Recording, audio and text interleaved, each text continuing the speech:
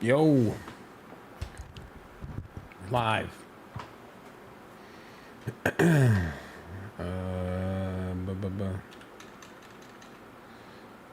What do I do with this? There we go.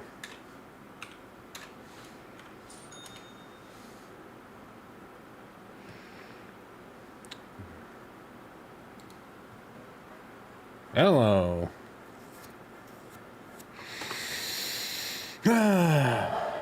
We back. I guess.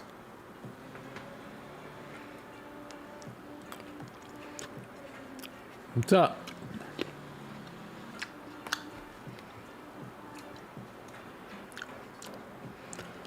We still on the 800R? I used that in the warehouse. I took the 8170 home. So I used the 8170 in the office and the 800R in the warehouse. Should be the opposite, but it's not. I should take the 8170 to the warehouse because it's faster, but I'm selfish.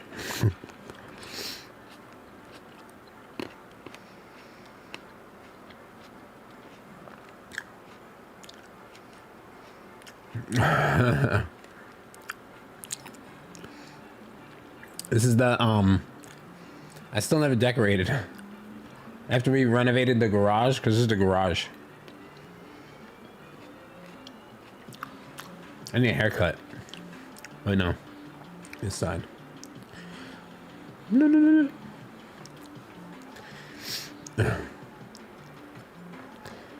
We don't need a cool backdrop.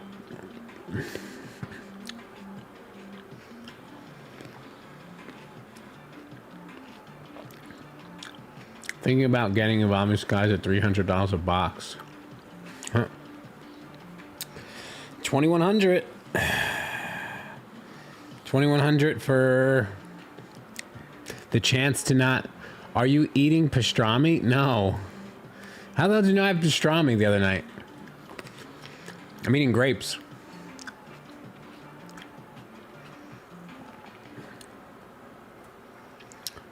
I was kidding. He knew that I was going to say that before I even uploaded the video. Everyone thinks I was serious. I was joking.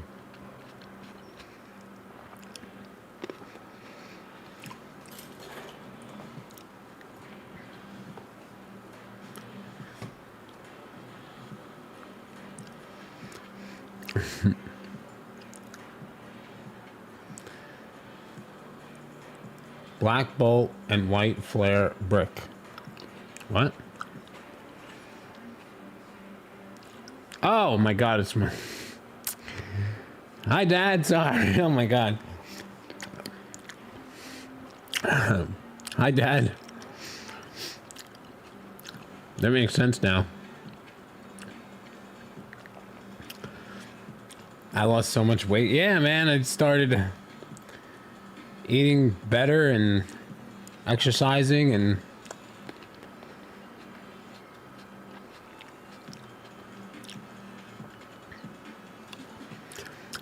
I like watching you list cards as I'm listing cards. Why? Well, it's like, you know, having a partner, a friend. Do it while you do it. Let me get my cards.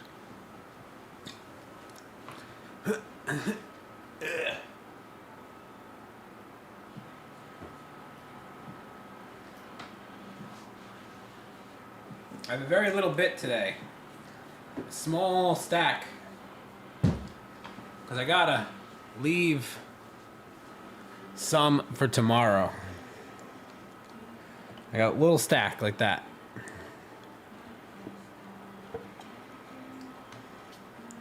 Some are damaged, so I just gotta go through them and see. Not damaged, but like this Cavern of Souls is like all scratched up.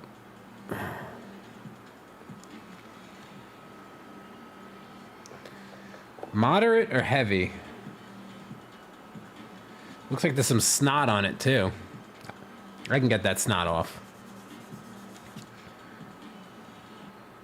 I think it might actually be snot. Can't really see it, but you can see it like... I think I turned on a green screen a while back. I can't turn it off. Right there. There's boogers on this one. I'm gonna say heavily played. Might be my boogers.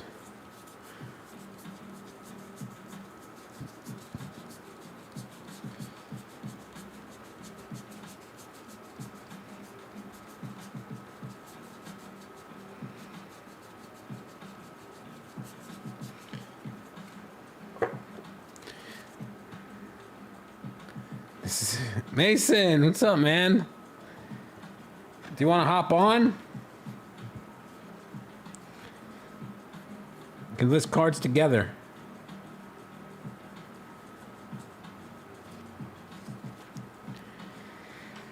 Can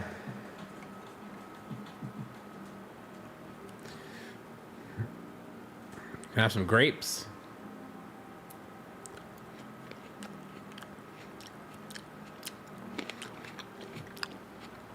Yeah, I'm listing stuff on eBay. I'm from New Jersey. Well, originally from New York.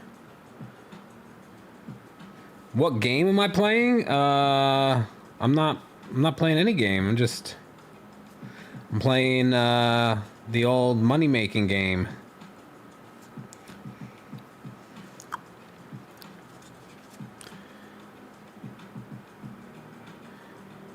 Dude, I'm 14. I'm 14, dude. Okay. All right. You could relax. You're about to 14 yourself into a timeout.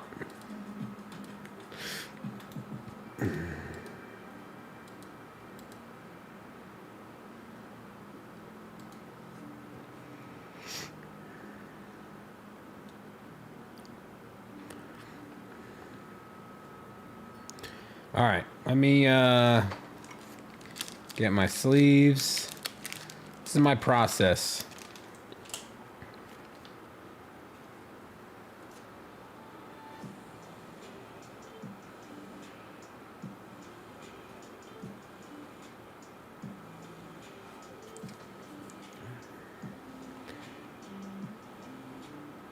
What condition do you think this is in?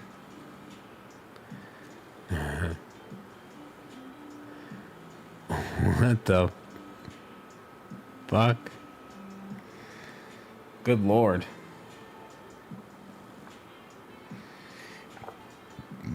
Now, I don't know what to list these at.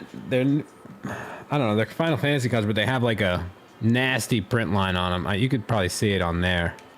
Yeah, you could see it. This camera's good. Like down, see, there it is. It's like the whole card. I had like a whole collector box that was like that.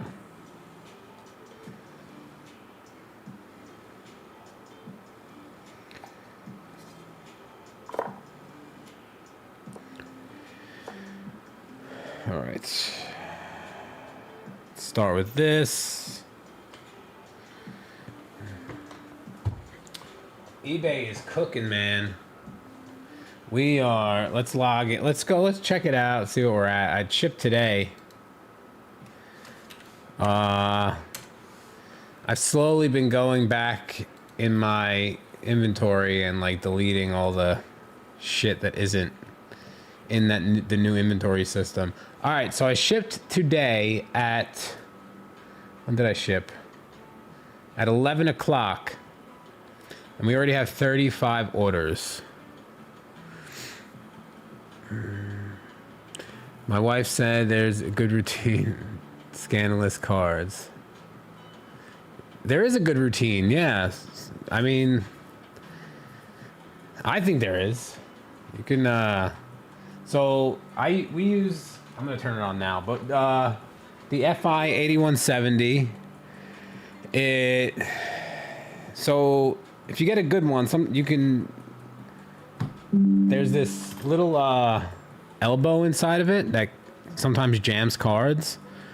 So you remove this and you can scan shit a lot better, but you can't scan thicker stock cards. It will damage the cards, like chrome stock sports and things like that. But TCGs, since they're made to bend, they don't they're good, pretty much. You can run it through it. What's your logic for picking what goes on eBay versus other platforms? Pretty much anything under like 20 bucks, or if it's like a good playable, doesn't really matter what the market value is. If it's like 20 cents or 30 cents, I don't care. I'm going to put it on eBay. Pretty much once it hit my eBay stack, it doesn't matter what it is, it's going on eBay. Even if it is over 20. Like if it already made it to my scanning stack, I'm not going backwards.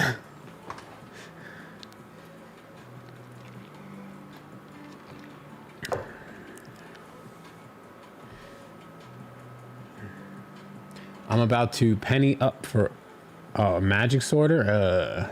I wouldn't do it. It's you get what you pay for. I don't want to sound like a dick, but you get what you pay for.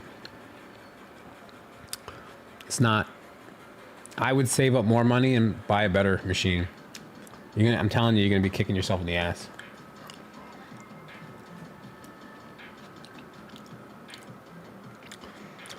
Damn, you got a Final Fantasy deck where every card is a gray border on the back? That's crazy.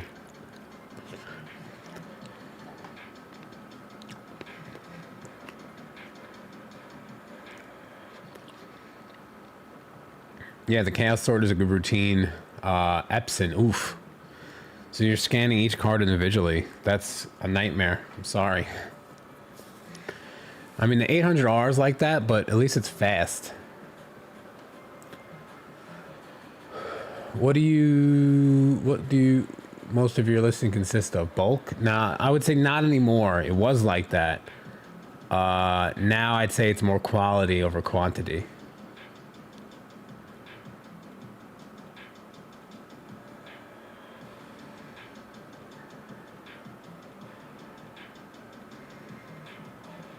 It doesn't pick up. I don't know. I don't like the magic sorter. I've never did. It's just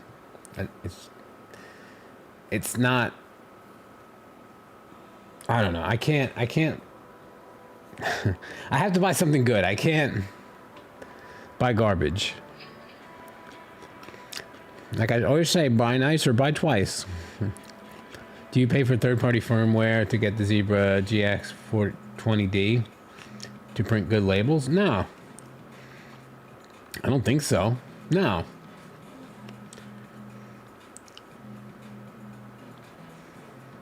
No. Just... What's your eBay store? For Pokemon bulk? No. Little this, little that. Little this, little that, you know?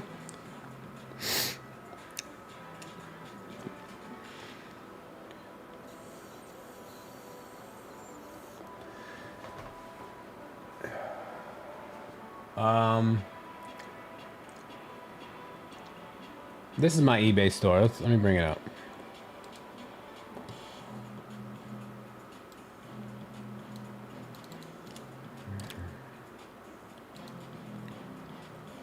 So this is my eBay store. We got Rob's, as you can see, we got Rob's personal collection consisting of his personal collection.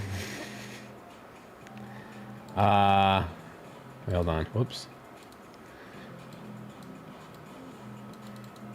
We have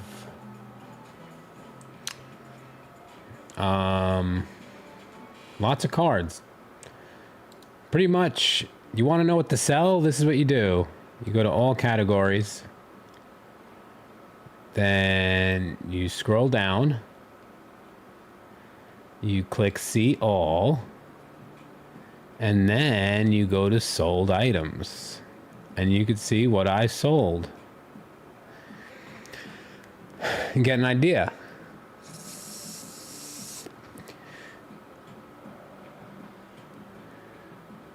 See? You could just literally see what I've sold, see if you have it or you can get it, and just sell that.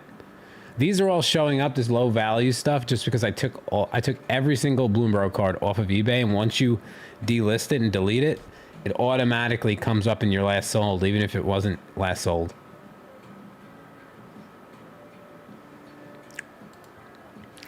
So, oh, here we go. So this is where it ends. There you go. Okay. A lot of these I've been selling like crazy. Counterintelligence is by far the winner. Magneton promos. Final Fantasy graded cards I've been selling like crazy. Bulk, of course. My famous Snorlax promos that I've bought for like 50 cents each.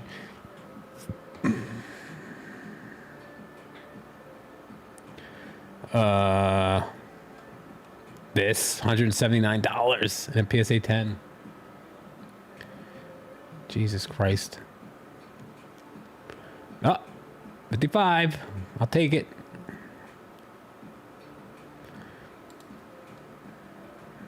Yeah, once a week, just come to my eBay store, check out what I'm selling, and then just sell that stuff. Kind of simple as that.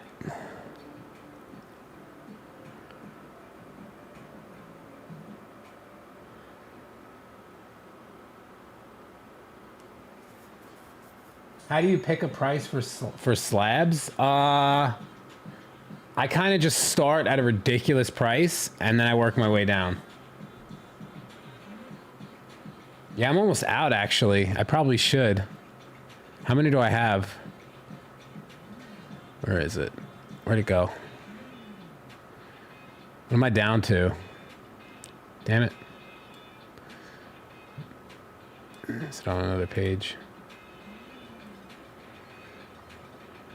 I know I'm almost out of these. Yeah, I got 3 left.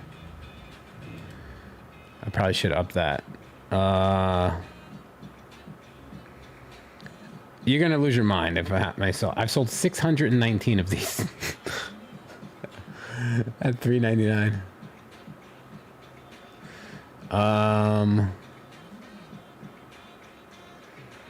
Where is it? There it is. I have 38 left. I think we're good at 55. I sold 74. Dutch auction. Yeah. Yeah, pretty much, yeah. I start off high and work my way down.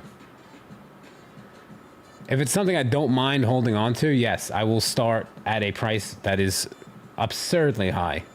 High enough to where I get messages calling me a scumbag. Or calling me crazy. That high.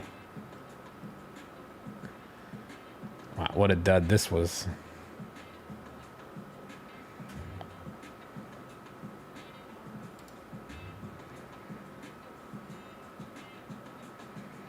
Look, 229. Crazy, right?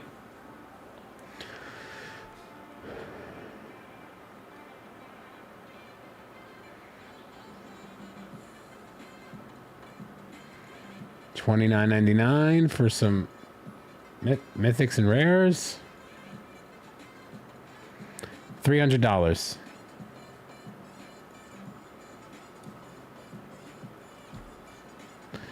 Don't make sense. Don't make sense.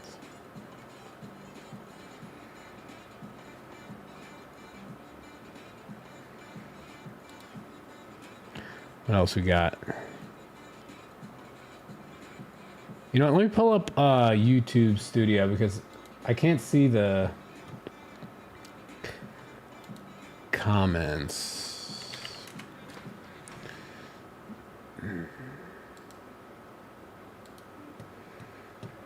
Whoop.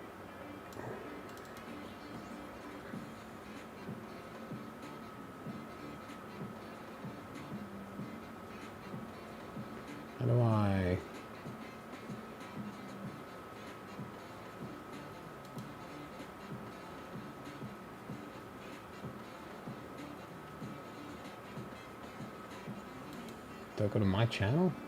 What do I do?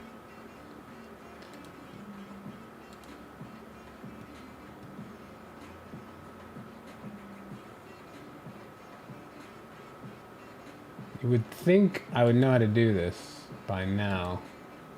Oh, there we go.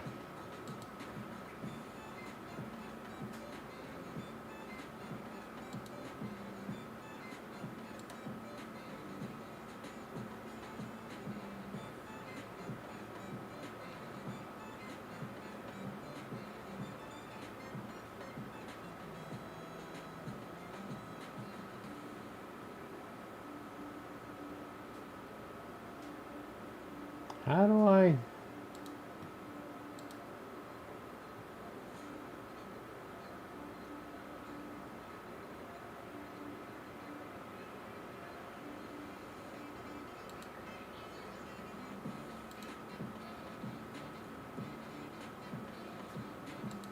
There we go. I think. Yeah, there we go.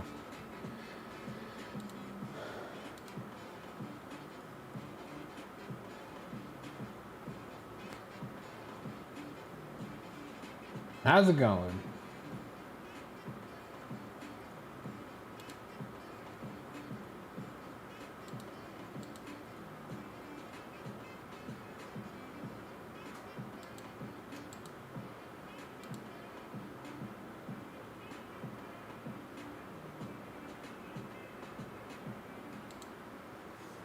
It's going.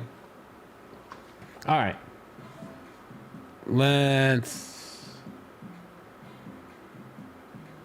I'm a fancy YouTuber now. I am not.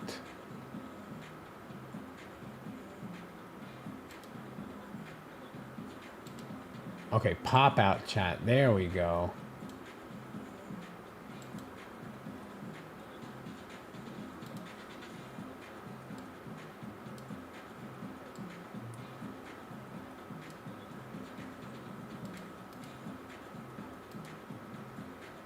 Whoops.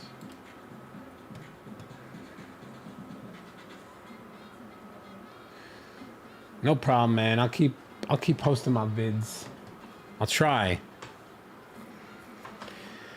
All right, let's get some scans going.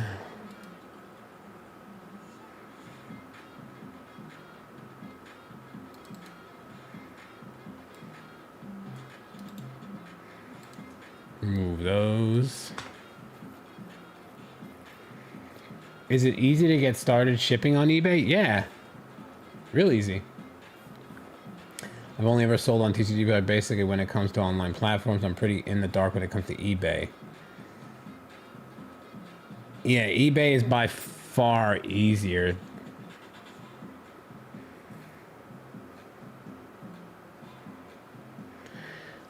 Well, the thing is, all right, so yeah, I used to do that, just add stock. Like this one, I have a shit ton. I know I do. Well, only 47. But there's certain cards that I know that I sell frequently that I just like to have in stock. Like, let me find one. I mean, of course, this. You know, I sold 201. I have 155. You know, anytime I see them and if someone wants $1, I'll buy it. Whatever.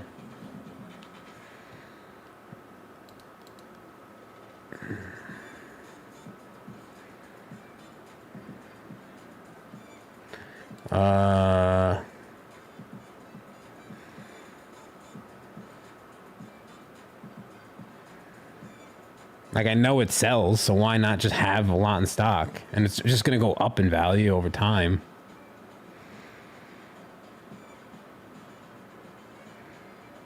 This would probably be a good one to keep in stock. It used to be really cheap. I used to sell these a lot. I think for $2.99 at the time.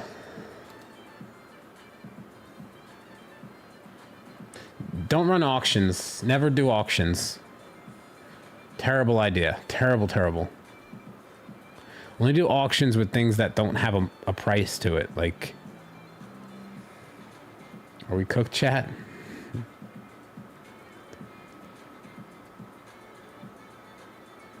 No, I don't do everything on eBay. How often do you readjust your prices? I never do. So normally with cards that are like between $1 to 20, their market price is kind of done, set, unless of course something spikes, a new card comes out and that card goes crazy. But 9 times out of 10, you're gonna miss that anyway. So be comfortable with the price you list it and list it for that. And if it sells, it sells. Your margin should be in there to begin with. Yeah, I mean, I don't auction anything. I only things I auction are like oddities. Like if I find a completely miscut commander deck or something crazy that, there is no, like, it's whatever it is. It's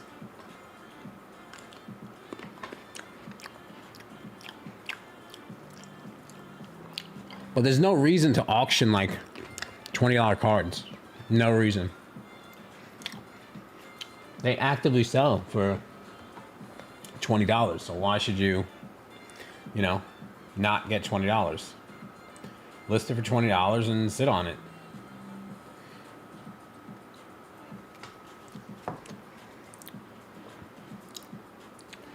Yeah, I mean, cards can definitely fluctuate, but, get your margins in place and call it a day. In my opinion, it's much better to worry about acquiring more cards to list than worrying about the stuff you have listed already and repricing them. Unless it's TCG Player, and you have a gigantic deep stock of it.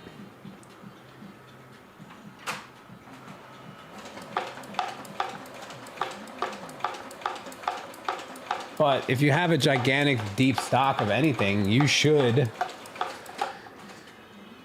price it high to begin with.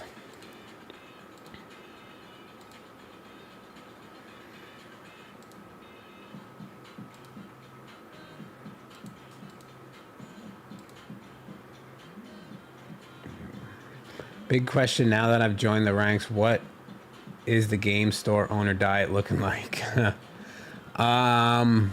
High protein, moderate carb, low fat. And I go to the gym 3 to 4 days a week now.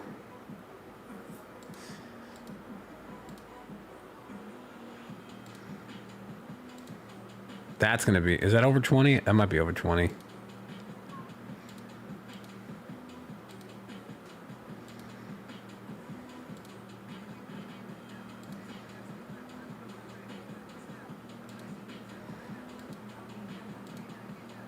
And this is all stuff that we bought in the store today.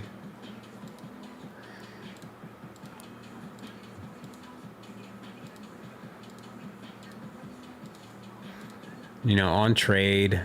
Ooh, that's a rough back. Might be lightly played.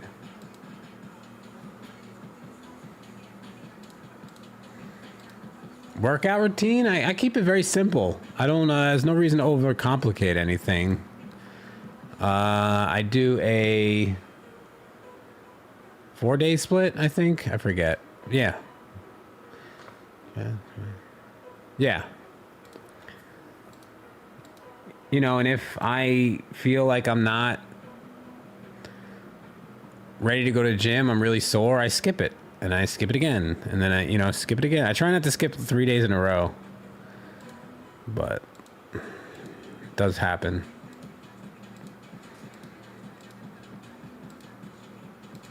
I used to be very regimented, like, all right, we got to this day, this day, this day, this day. We got to go this day's this day's that. But, shit happens. Not anymore.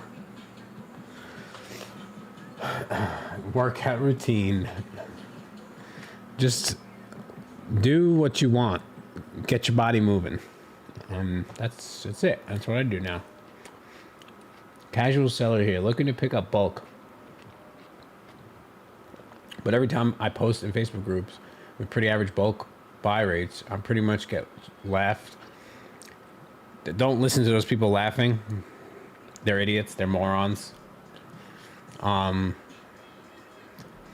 You'll get somebody eventually. And then that person will turn it to another person, will turn it to another person, will turn it to another person. But anywhere between, I'd say 7 to 10 is kind of average right now. It used to be like 5, but it's gone up to be more competitive because everyone wants to do bulk.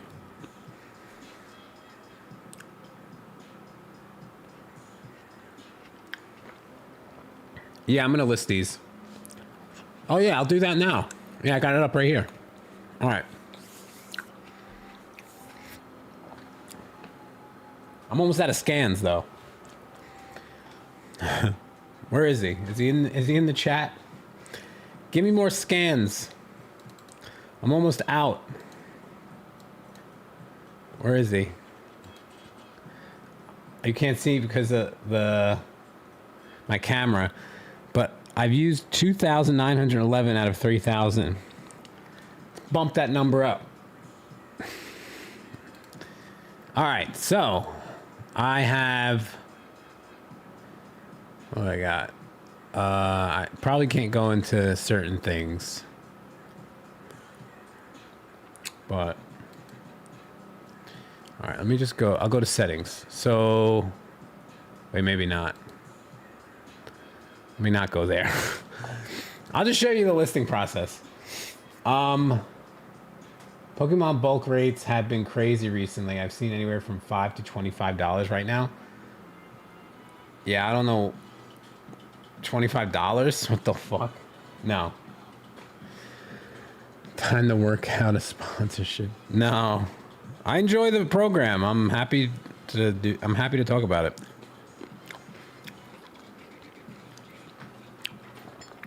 I like it because it's easy to use. And, you know, it has very casual seller features to it. Like, it's not advertised towards this huge mega store. It's not like, it's for the average person. Whether you have 20 cards to sell or 5,000 cards to sell.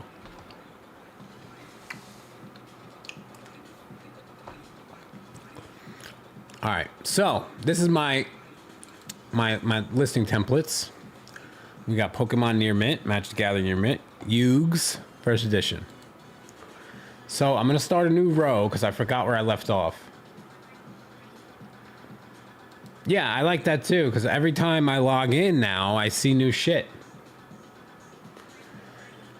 All right, we're gonna start row 4. Row 4. A space. The reason I do a space is because if you don't, it's just going to start the number process right next to the A, and it gets a little confusing to the I. Or at least that's what my pullers say.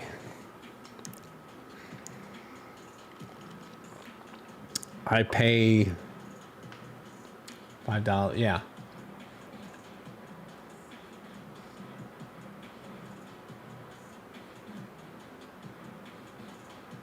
If they're paying $25 a thousand, it can't be for long. They're not going to be doing that for long. No way. It was like for that post. There's no way you'd go bankrupt. If I told people I was buying Pokemon bulk $25 per thousand, I'd have dump trucks lined up outside my store.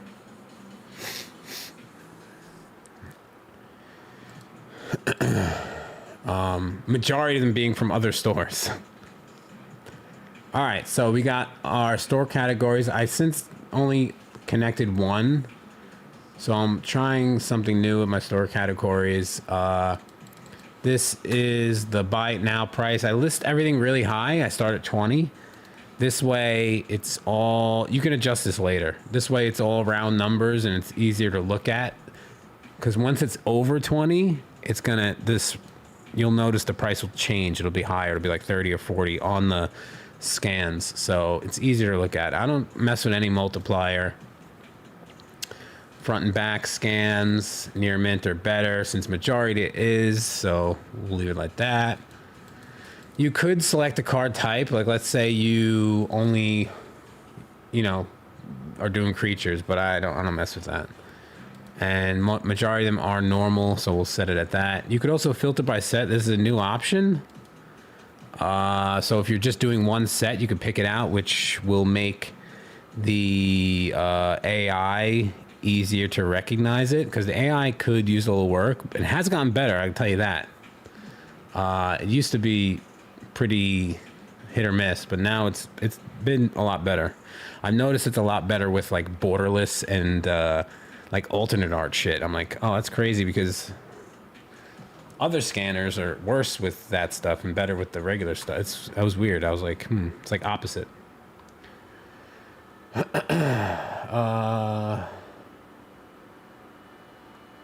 Yeah. Yeah, I that's insane. Oh, these are the videos in slow-mo, Mason, right here, that we filmed. Let me see. I think they are.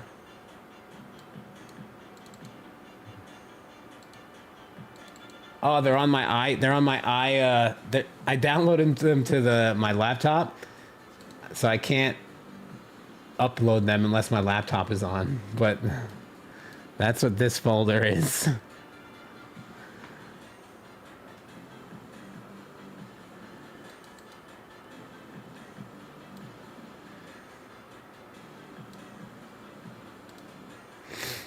Upload all the things, and then you submit.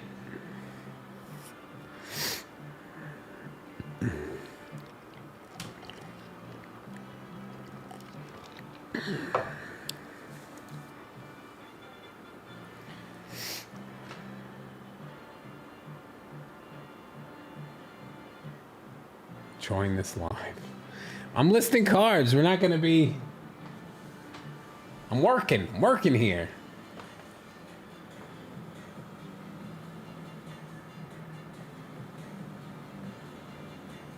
Yeah, I don't know what the fuck the deal is with the Roca and the Fizz Batch.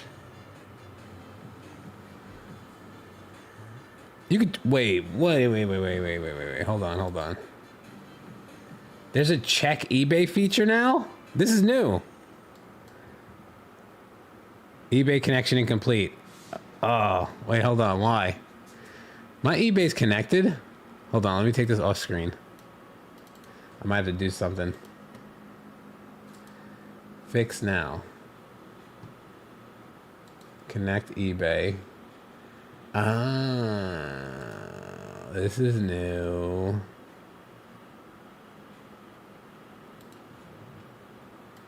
Okay, so that's brand new. You're on some new shit now. Look at that. You check eBay last sold. Holy shit. Huh. That's pretty good. Huh. That's great. But it's showing pre-release. So, all right, we just got to fix that.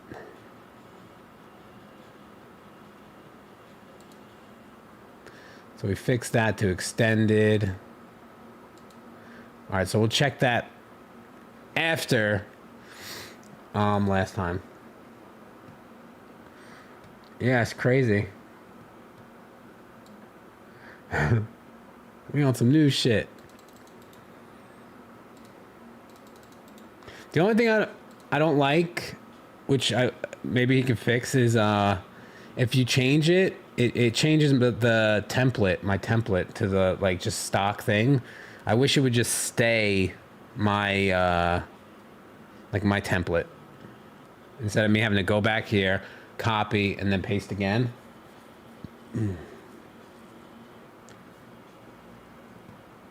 Autofill prices, yeah, but here's the thing, you know, everyone's prices are different. So, like, you know, what you sell something for isn't necessarily going to be what I could sell something for, and vice versa. You know, right here, $6.85. There's no way I'm listing that for $6.85. I'm listing it for $9.99. Now you're going to be like, holy shit, That'll never sell for $9.99. It probably will.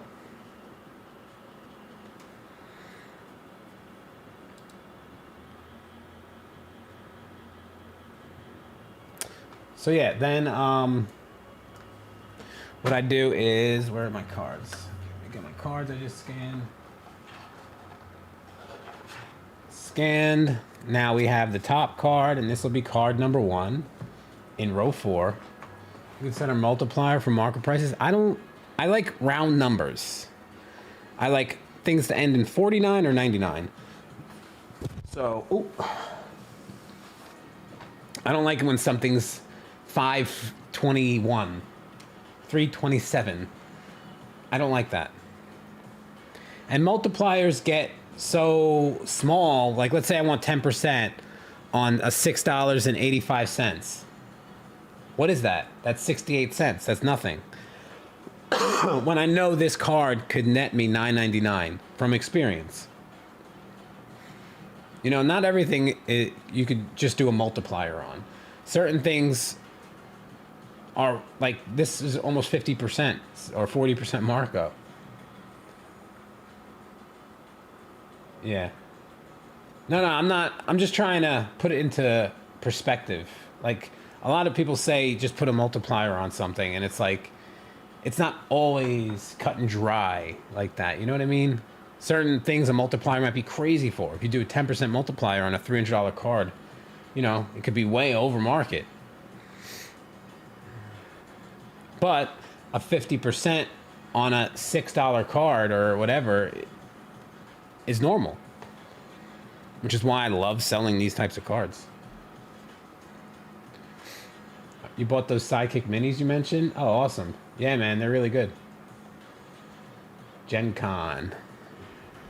Nice. Yeah, I don't do any shows. I probably should, but I don't. Tell Jem to add some scans to my account. Maybe he could do that. Could he do that?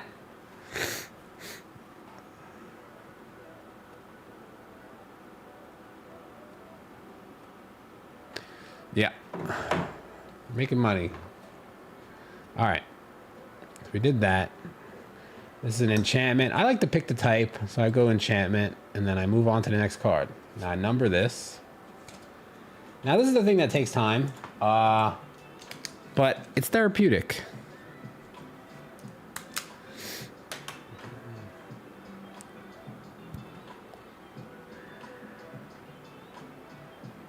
See, that's not that.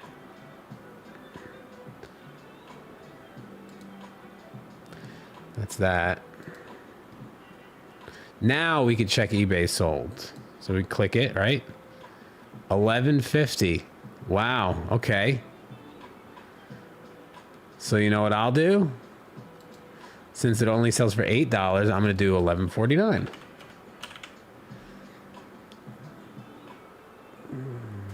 No, I'm going to do 11.99. Give me that extra 50 cents.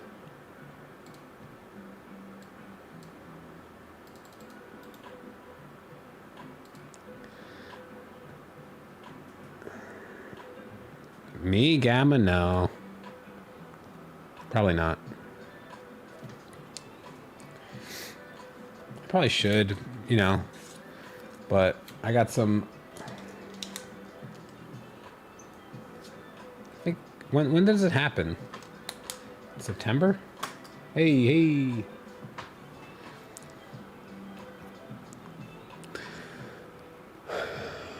Alright, we got... Psychic Frog, Retro. That is right. We'll check eBay. Look at that. $19.99 this sold for. Oh, and Bafoil. $10.99, 10. No, I'm selling it for more. I'm gonna put it for $13.49. You have 500 subs on YouTube yesterday? Fuck yeah, man.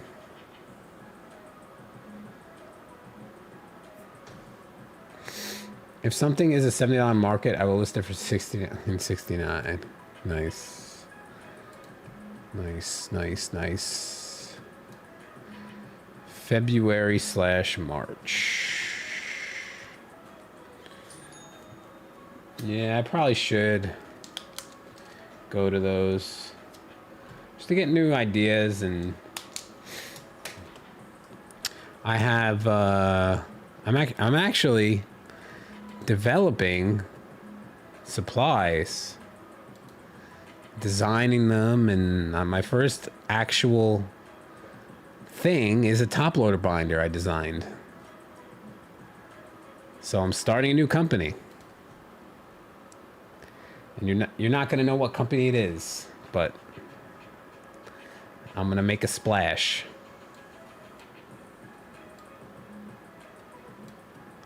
All right.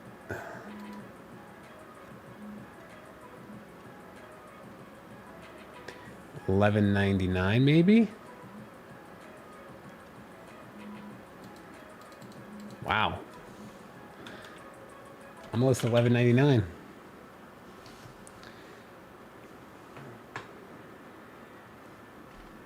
See, I wouldn't even list it. I would have probably listed this at $9.99.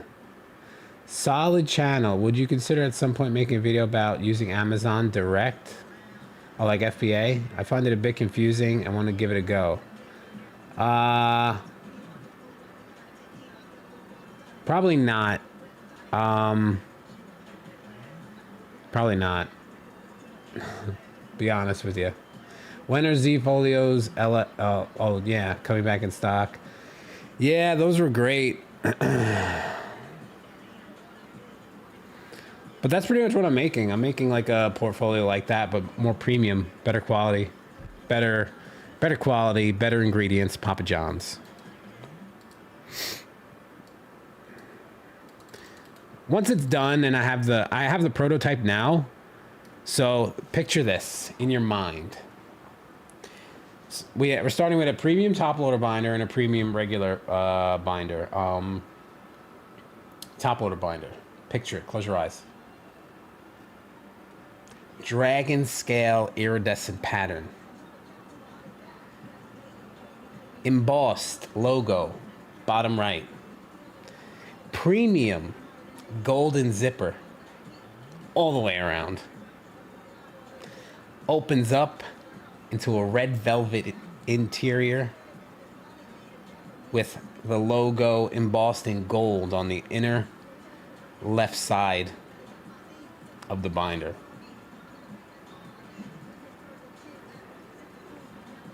I give you the Dragon Tamer XL. I didn't name it that, but that actually is a good name for it.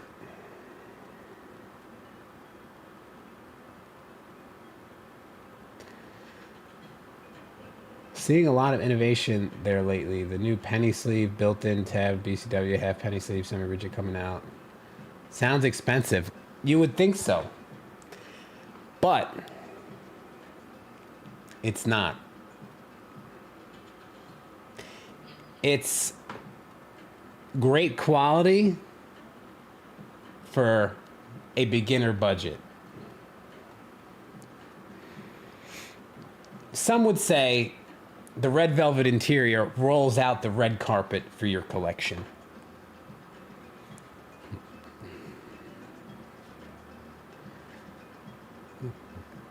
Now, they are going to be expensive. They are going to be expensive. I'm not going to lie to you.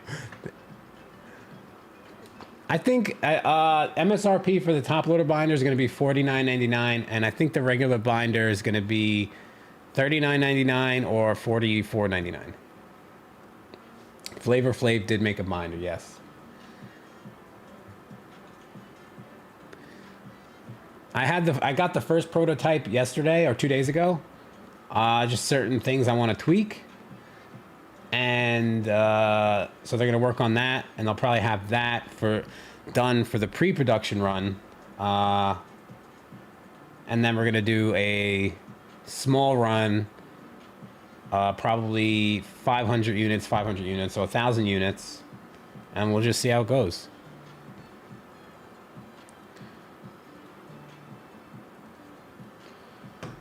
But yeah, like, you know,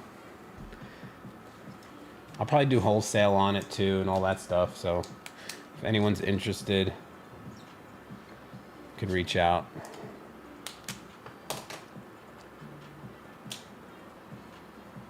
But I'll tell everyone more about it in the future. Just want to make sure it's to my standard before I share it.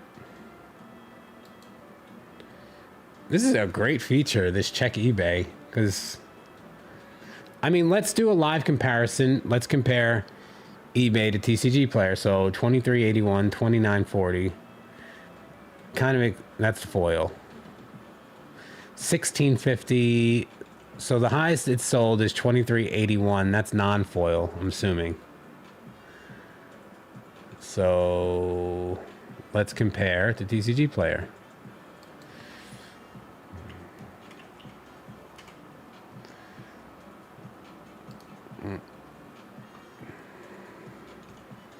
Leak my email. That's fine. As long as you don't get my password, we're good.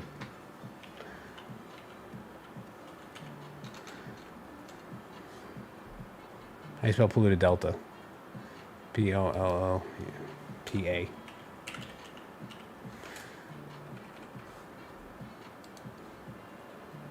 $21.99. Okay. About the same. No, more.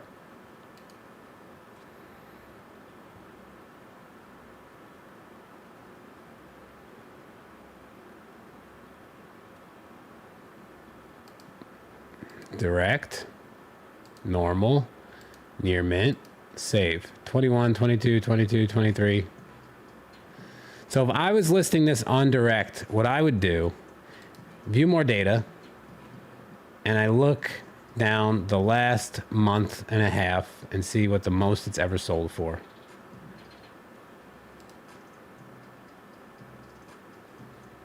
So 2101. A lot of 17s and 18s. Who's got a shit ton of these in stock?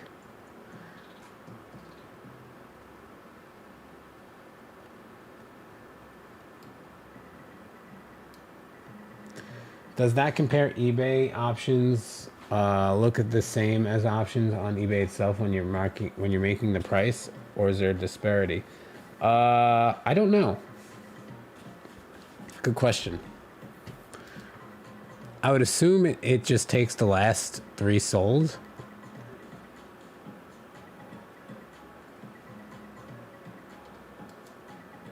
I hate when people do this. Like, use a card. Just get a scanner, please. For me. Uh-oh. I think we broke something. Remember when Direct was down for a month? Yes, I do. It sucks. It's still down. I'm gonna list it $19.99 because I don't care. Because if I list it for $24, I'm gonna have to buy shipping.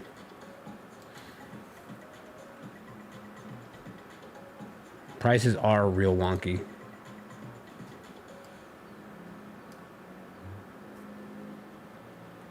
But I'll tell you what's not wonky. eBay. You just have to do everything yourself.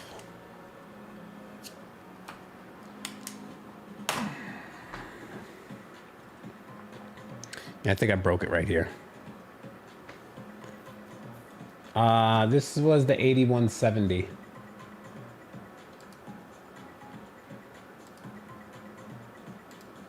I'll probably list this for $19.99 as well. Just to like make up the cost. I wonder if the same ones come up. Oh no, different ones. Well, this guy came like, oh hey, look, I'm on this. I sold it for $16.99. When was that? Oh, it's buying. It's not sold. Oh, it's listed. Okay. Damn. Now I got it listed for $16.99. Why is it so cheap? Oh, I'll keep the continuity.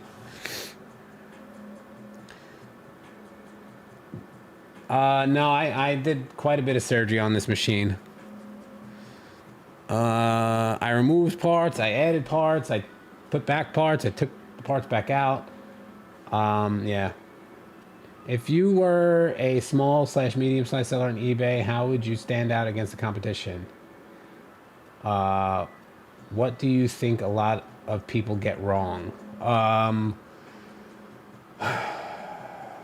Well, first of all, scans, like, people just use stock photos. Yeah, that's fine, but you're not going to stand out. Using actual scans, getting a scanner, taking it seriously. That would be the first thing you do. And for some reason, the bare minimum seems to be a barrier of entry to people. So I'd say start with the bare minimum.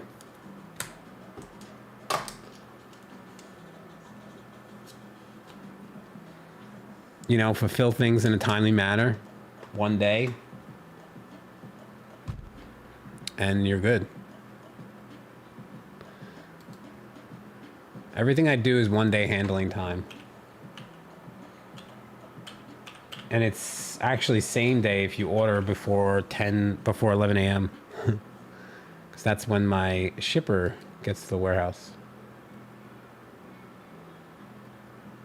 Yeah, I promote everything. I promote everything 2%.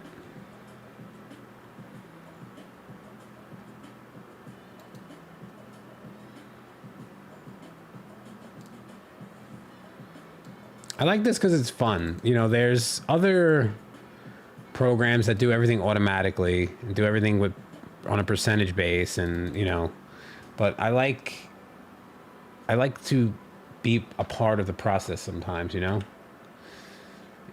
$18.99.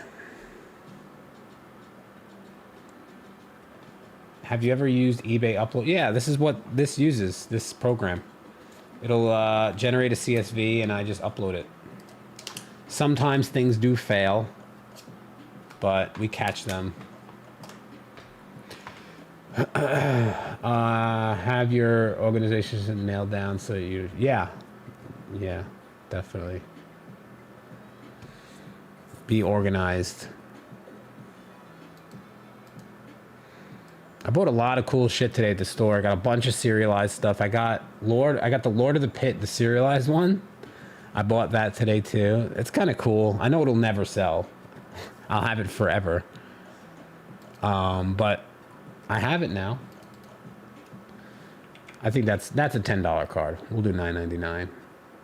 See, when the normal and foil price is so far off, I'll meet it in the middle for eBay with free shipping.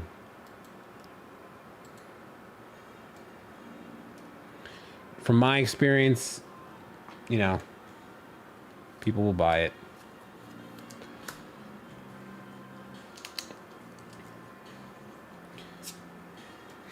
Yeah, that's why I like this chaos inventory system. It's so easy. You don't need to know anything.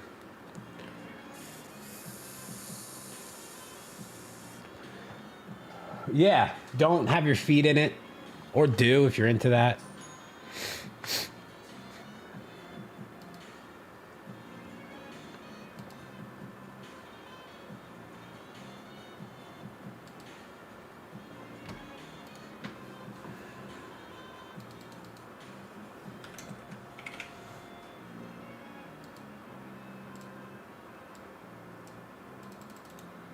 Yeah, I would love if that gets fixed. I want my template to stay in there when when I have to change the title here.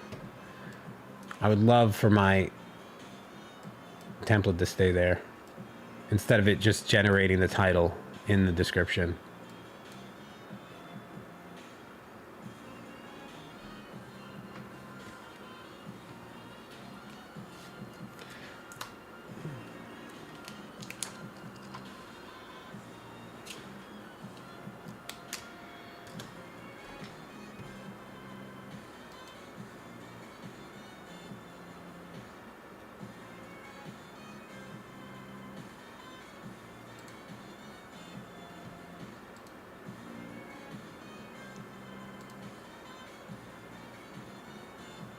$15.98. Look at that. That guy got a lot for that. Star City, Wasteland Gaming. So I'm gonna do $14.99.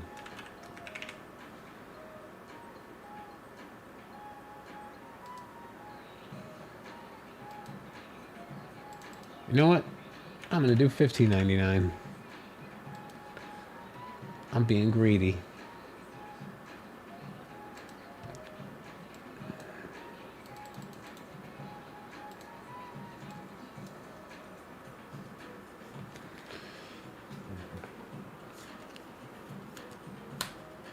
Hey man, sometimes feet sells cards, all right? Don't knock it until you try it. Haven't you guys seen, it was a while ago, that girl that was listing all Pokemon cards like with her boobs out? Not out, but she was like holding them right here, and it was just all just titties in the shot. You do what you gotta do. Cause a command and get scanned.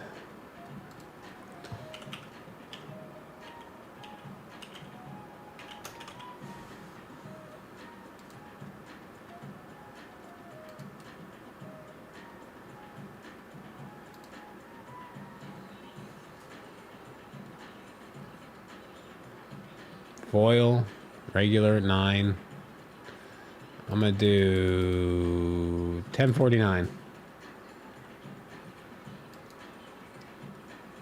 You're telling me, man. But she was getting nutty like things for her cards. Like prices like crazy. Sounds like an that's a $500 tier.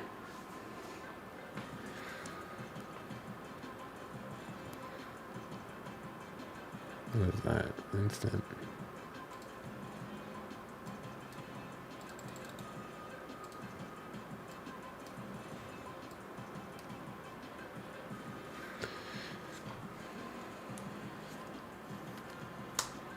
Now, I know what you're going to say.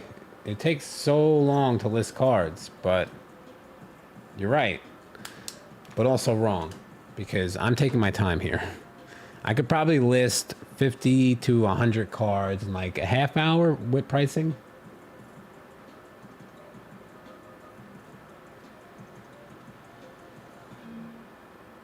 Oh, I thought I wrote on the card.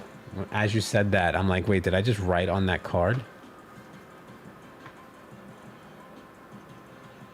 How are you handling new shipping rates on TCG Player? I lost a lot selling big singles when Ground Advantage went up to 720. Wow. 720? I don't pay that much.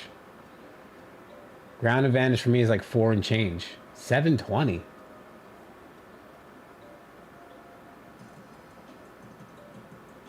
Well, maybe go like even going to California from New Jersey, it's still like 5 and change or $6.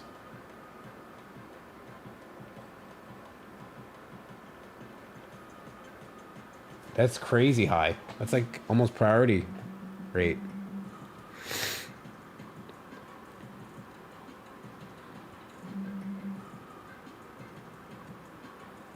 Yeah, you're paying retail, man. You gotta pay wholesale. You can't pay retail.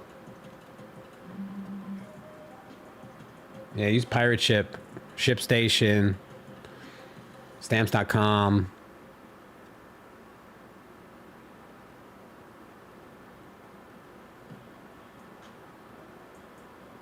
Yeah, don't go to the post office to ship anything, please.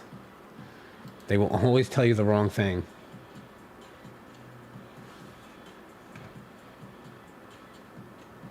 Yeah, shipping rates did go up. On eBay now, they're 74 cents instead of 69.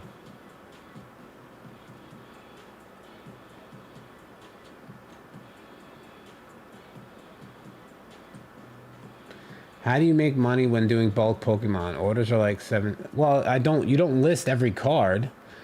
You buy the bulk, you pull out the good stuff, and then you sell the bad stuff in a bulk lot. You don't list every card. You pull I pulled my hair out of my head.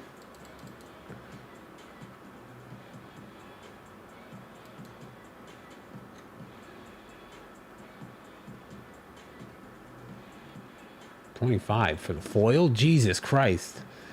Oh, wait, no, that's the expensive one. Oh, I sold it. Oh, wait, or I have it listed. I have it listed.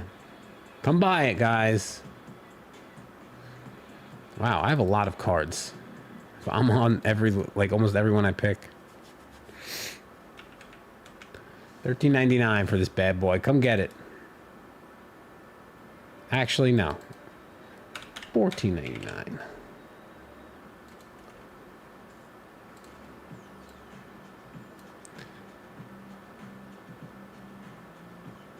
What sifting floor do you use? For Pokemon, 25 cents.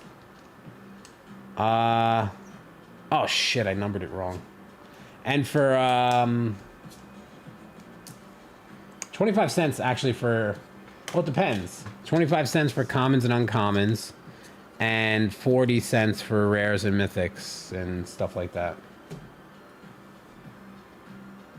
I think I remember selling that for 120 during MH3 release. Yeah.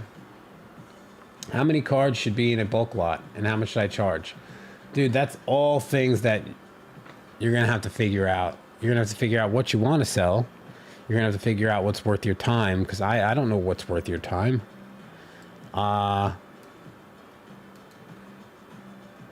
Granted, you want to double your money on the bulk lot. From whatever you, if you buy for $8, 1,000, you want to make $16, 1,000 on the flip of the bulk, not including what you pull out. So you want to double your money on the flip of the bulk, and you want to pull out whatever could get pulled out, and that's it. That's what I do with Magic. Pokemon's a little bit tougher because it's so cutthroat because everyone's selling it now, but Magic is very consistent.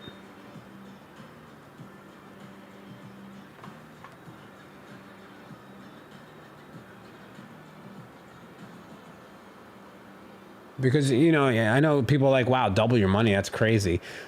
The amount of time and money it takes just to sift it, sort it, pull everything out, then get that stuff listed, it's a lot. It's a lot. Like for me to get 1,000 cards out of bulk that I purchased, like sifted bulk from like a card store, because I buy stuff from other card stores too. Like for me to get 1,000 cards, sellable cards out of that, could take almost a week, 2 weeks of me sifting every day. So like I have to double my money on it. Have you had any interest in Riftbound? I think you used to play. Yeah, I ordered it. Hey brother, love your content. Thanks, man.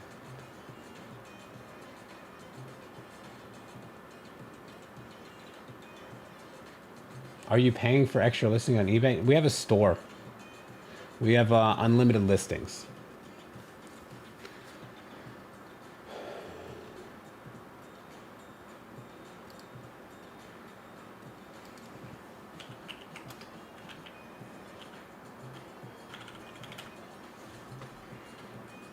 Oh, ME.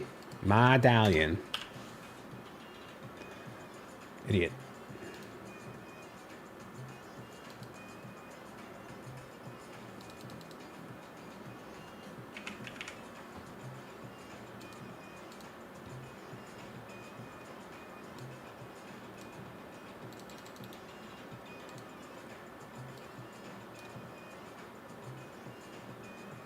Let's see. Am I selling any of these? Damn, I'm not. 1169, 593. Is that sold?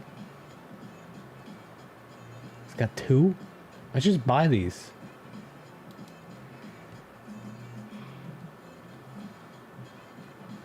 I bought a booster box of Gundam game just to see. Any thoughts? It's going crazy. I have them in my store for $200 each. I was only able to get 12 boxes or 24 boxes.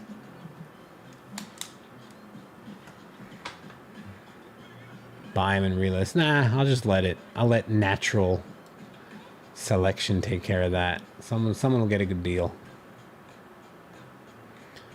See, this is a tough one to list because $18.79. So with my normal pricing structure of like me and my brain, I would list it for like $23.99. But then I got to buy shipping. So you kind of got to list it for like $25.99 in order for it to be worth it. How many item not received cases do you typically see in a month? So we had a very huge influx of them because we had a terrible storm when I was away. We went to Florida for the day to do some business stuff, and on the way back there was a terrible storm. My employee says he brought 2 days worth of mail to the post office, but those 2 days I was gone, literally every single envelope order has been missing, gone. We don't know where they are. He says he brought them. I believe him, I guess. So this month to ask me is kind of different because we had so many.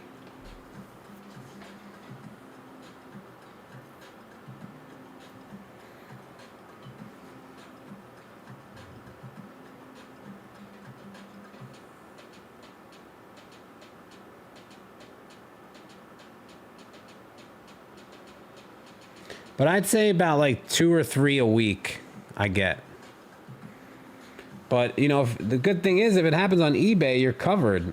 You know, if it shows delivered, you're covered. And even if it doesn't show delivered and it just shows a scan, you're still covered.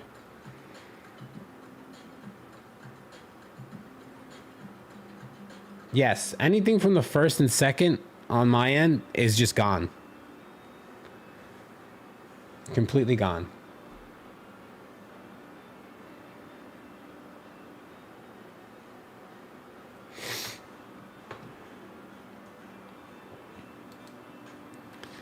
Land.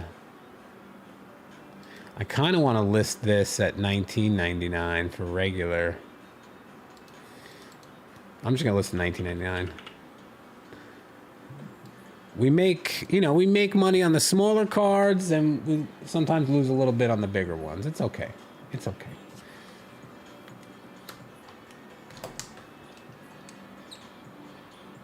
It all works out in the end.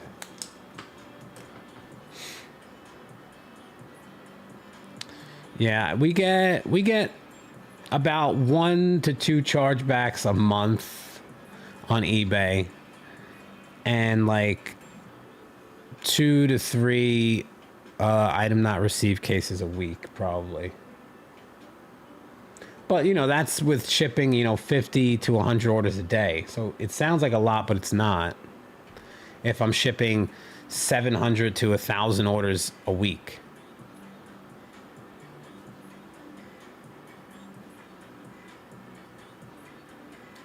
But even chargebacks, you're covered. You're covered on eBay. You're fine. Even if you lose, you're good. eBay's got it. But if it was on your own website, you'd be shit out of luck.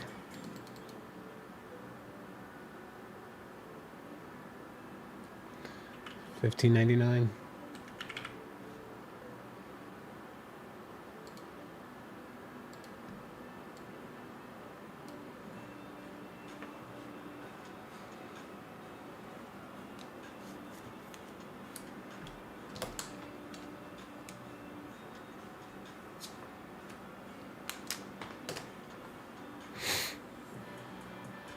Aladdin, Italian, what? No. This is a flare of fortitude.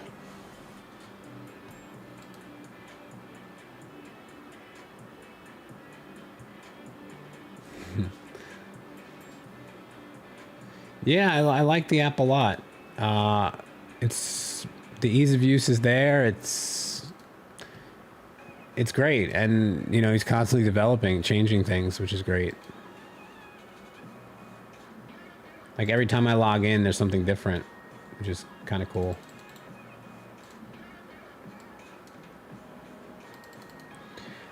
it's fun to see an app being actively developed on, actively developed on as you're using it. It's fun. You know, I was a fan of Car Dealer Pro for what it is, and you know, I'm a fan of this. You know, eBay is a big portion of my business, and it would be stupid for me not to check out all the tools that revolve around it.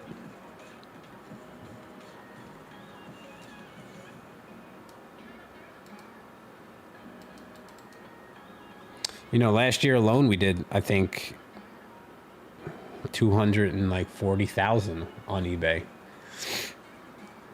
So it's like it's a good chunk.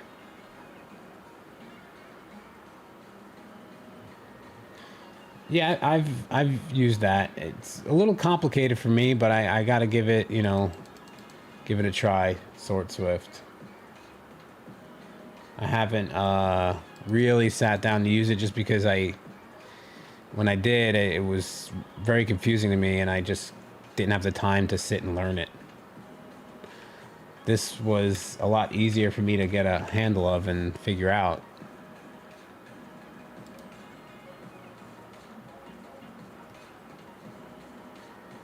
Yeah, this starts at $9 a month, which is totally worth it. It's 500 scans at $9 a month. It's like cheaper than a Netflix subscription. But you will blow through 500 scans. Like I'm at my cap. I don't have any more scans. Am I still using Mox Alpha? Yeah, I use it.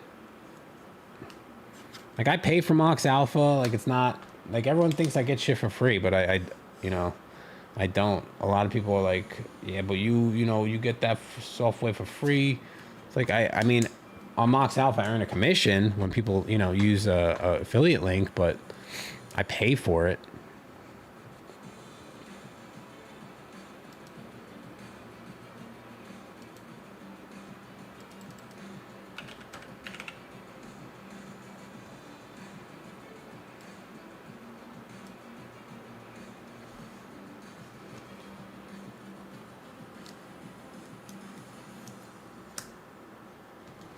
I had a guy on eBay once threatened me with bad review and a chargeback. He must not know the rules of eBay. As soon as someone threatens anything, I just stop communicating with that person. It's because you already won. No matter what they do, you already won. They could charge back. They could put in a return request. They could do whatever. You won. I don't want to bombard you with stuff. I have a couple specific questions. Would you be cool with sending me a message on Patreon with the questions? Yeah, I mean, I think you can only... Yeah, I mean, you could message me. It might take me a day or two to get back, but yeah, sure. I might not have the answers, but I'll try to answer them.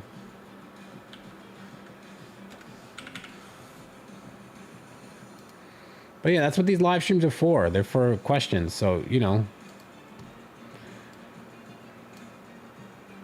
I could turn the camera off and I can list these freaking 50 times quicker and be done with a huge stack of cards. But I chose to do this so I can engage with you guys. So ask away, my friend.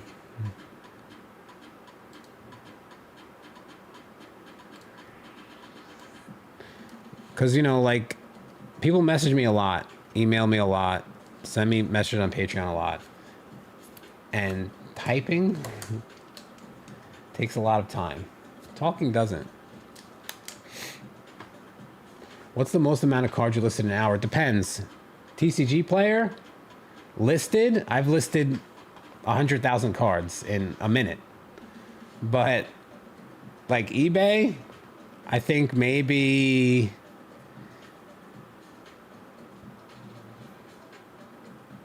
I could probably do 100 in an hour with this like software, like priced, checked, you know, everything done, scanned. What do you use to scan the cards for the listings? Use a FI 8170. I think it's in the description of the live stream. Pretty much everything I use, I think. So you can check it out there.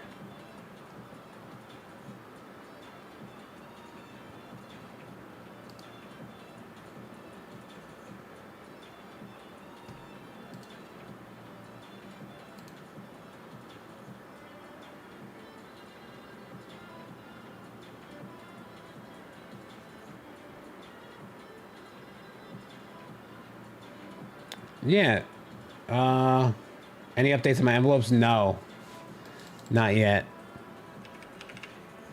They're really expensive. That's all I'm going to say. Like, stupid expensive. So, yeah. They're like 17 cents each. Cost. Crazy.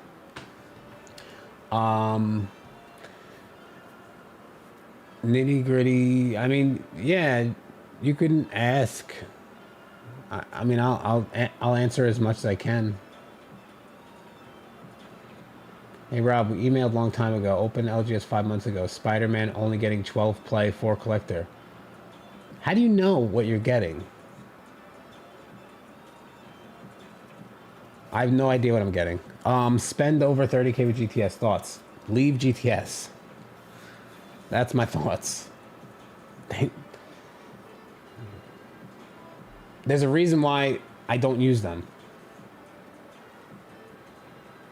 Are you just listing near mint pack fresh? Do you ever list people's PC? No, I just near mint lack fresh. Pack fresh, I'm assuming. No, I mean all this stuff is stuff I bought. I don't consign, if that's what you mean. Yeah, I wouldn't. And 30K, really, not to sound like a, you know, a jerk, but 30K is like, now, especially now, is like snot to these distributors. It's like nothing. It's like they're like, okay. I mean, just to put it in perspective, like, we do weekly restocks of around $30,000. So there's like to these guys now, like, these distributors now, especially with Pokemon and all these other trading card games, like, it's not even, they're like, okay.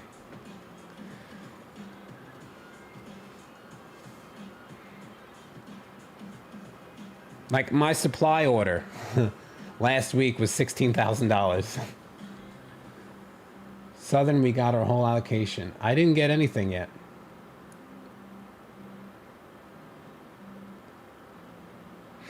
I don't get my allocations until like a week before the release.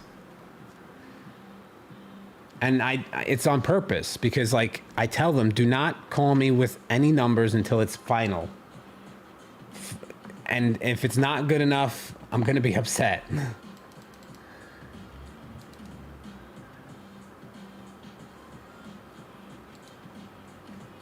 So my main distributor doesn't call me till the week before. And he's like, you're going to be happy. I'm like, all right. But even when, like, I get cut, it's still not a big cut.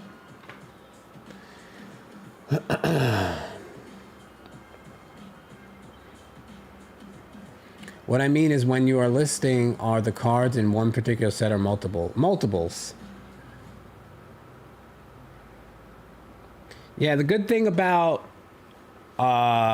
if you're using this software and you're listing on eBay is you can, like, change the condition on the fly, like right here.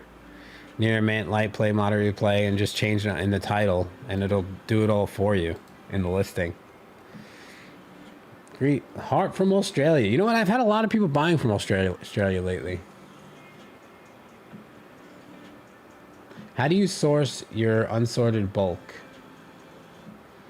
Do you use a distributor for that? No. Not sure what you mean. We use GTS in Southern. We are a small shop. I started with 25K. We're almost 400K in 5 months. We just can't get any Pokemon, so we do a lot of secondary market stuff. You gotta call every single day and ask. You just gotta be lucky and get a restock. Not a restock. Get a, because they bundle everything. Call up and ask if they have any bundles. That's all you gotta do. You know, they want to sell you shit. You just gotta be there to buy it. They're not gonna call you anymore. Gone are the days when distributors call you. I had a distributor at like beginning of the year when Pokemon stuff went boom, started to clear them out and said, yeah, we might talk to you when you spend 10K on Pokemon stuff. This software, no, it's not from the card sorter. It's a new software I started using called TCG Automate. It's to list stuff on eBay.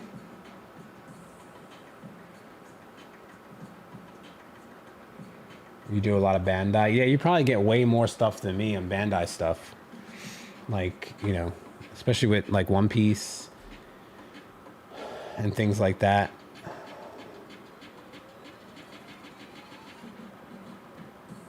Yeah, so PhD is my main distributor now. And yeah, they normally don't have a clue of what anyone's getting until the week before, which I could appreciate. At least I know what I'm getting. At least I know it's not going to change. Because I would hate it. I would get my allocation from Southern. I would run my sale on Patreon, only to find out 2 weeks before release, I've pre-sold X, and now I'm getting Y.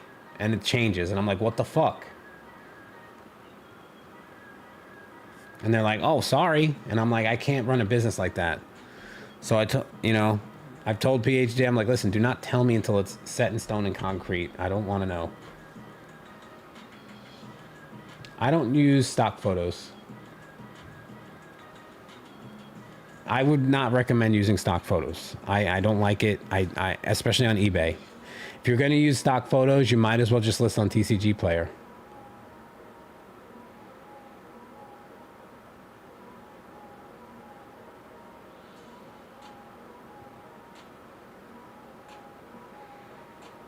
Bloodstained Meyer. Could probably get $19.99 for that. Oh, a little more. Okay.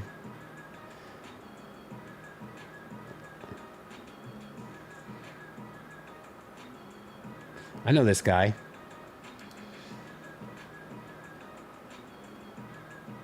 I think he was my patron for a little bit.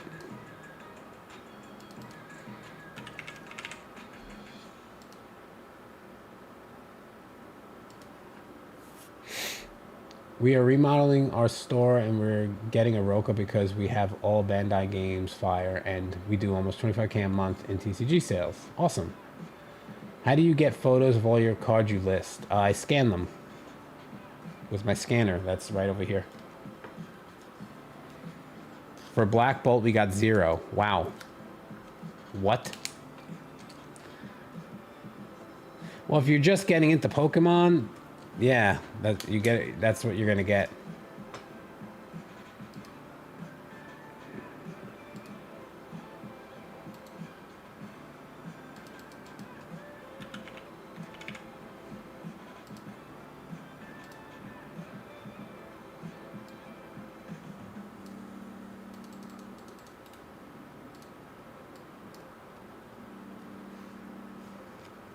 I got 3 of these. All right.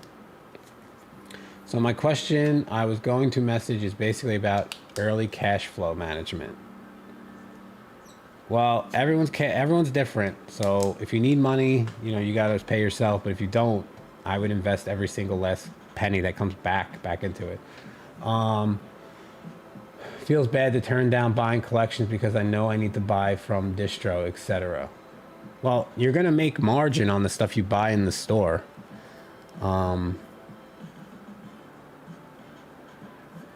So I would say pivot your money to things that you know you're going to make money on, because, you know, it's already too late. Like, if you're worried about getting something for Spider-Man, Avatar, it's already too late. It's already way too late. Like, So just focus on what you can make money on.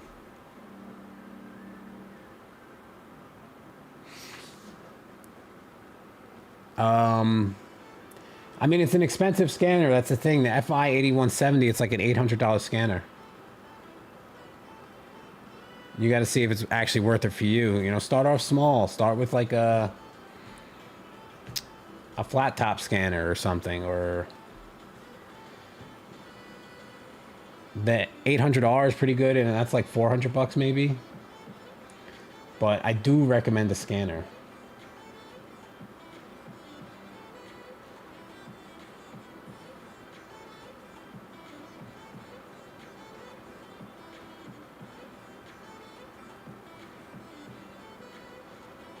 For DR, we got 3 boosters and 2 ETBs. Yeah, you just weren't buying Pokemon.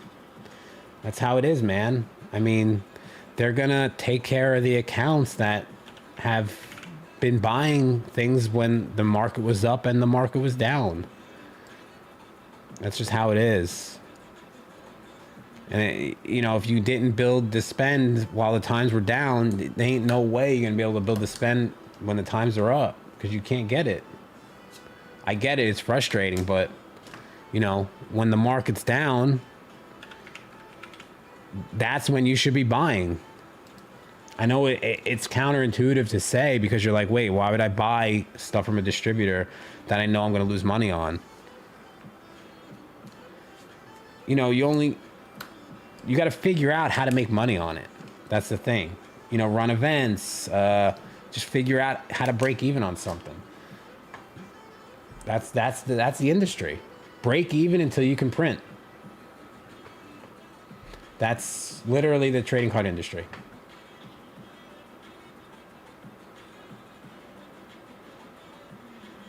Yeah, it's just you got in kind of at an unfortunate time in the market. 5 months ago, that's when everything was accelerating.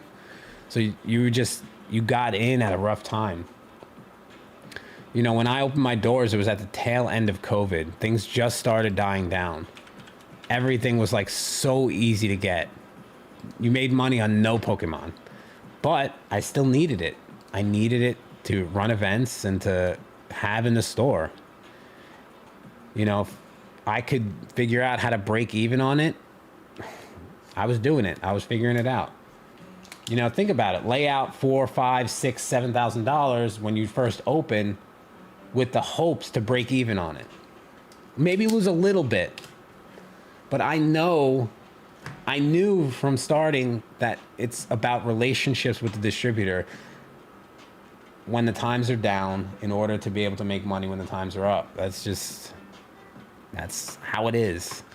And for, you know, people to open their doors now thinking, you know, you're going to be able to get a lot, that's not how it works. Not how it works. Think about it. Think about it like you're running your store.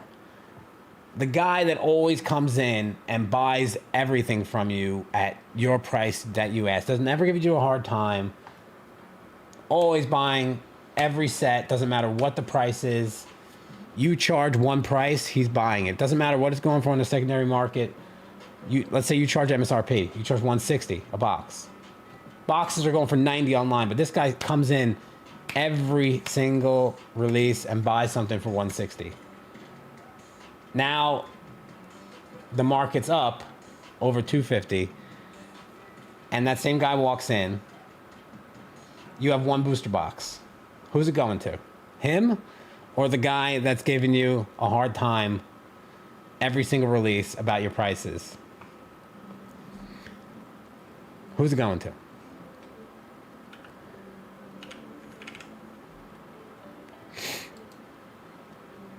And the guy that always bought when it was down is getting a way better price. That's just how it is.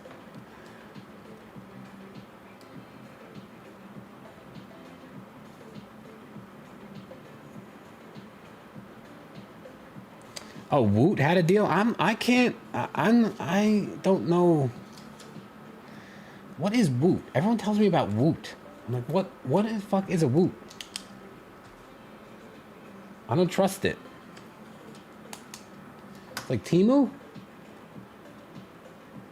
I asked earlier, but what do you people think about the card mill as a small scanner before stepping up to a Roca? I don't know. I don't know what the card mill is, but you know, like I say every time, you get what you pay for. So if it's cheap, you know, you're gonna outscale it if you are taking this seriously very, very fast.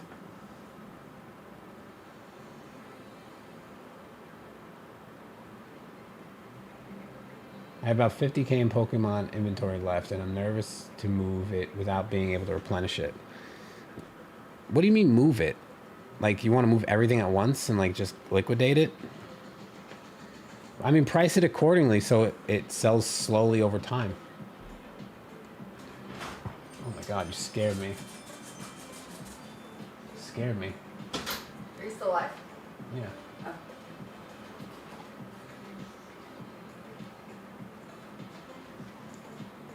It's in Kickstarter now.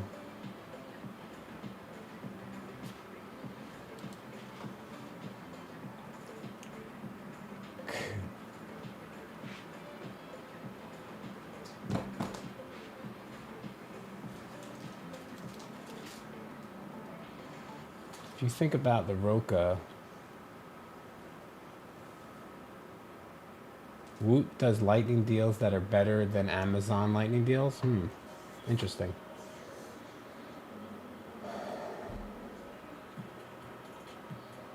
I'm seeing people buy up Aether Drift collectors. Yeah, well, you know, everyone's now realizing that Aether Drift isn't as bad.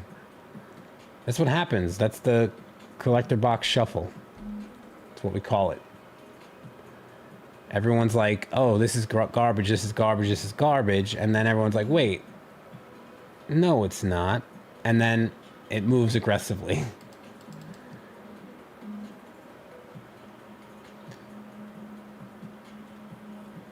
I'm sitting on over 100 Aether Drift collectors and Thunder Junction. I just refuse to sell them for what they're going for now. I've sat on them for too long to break even.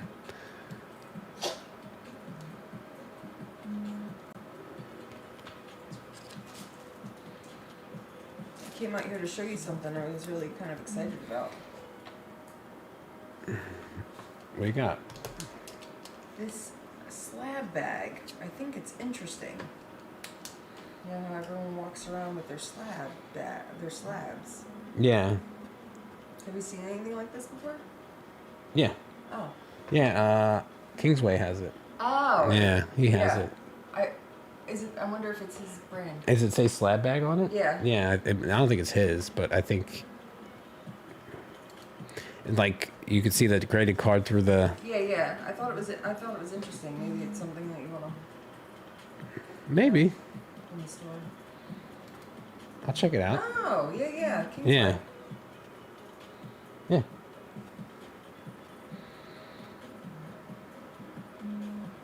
You want a butterscotch trumpet? No, I'm good. Your body's a temple. What are you up to? Just listing cards.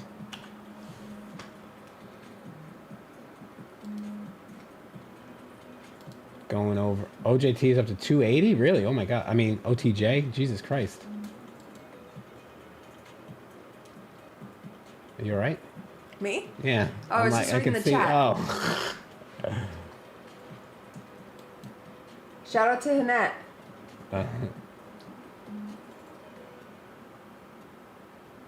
Is it 280? Wow. You missed a great SummerSlam ending. Ah. What happened? We'll have to watch it later. Woot.com. I just clicked it, auto-clicked it. Could have been porn. Hanette would never. That's why I clicked it, because it was him.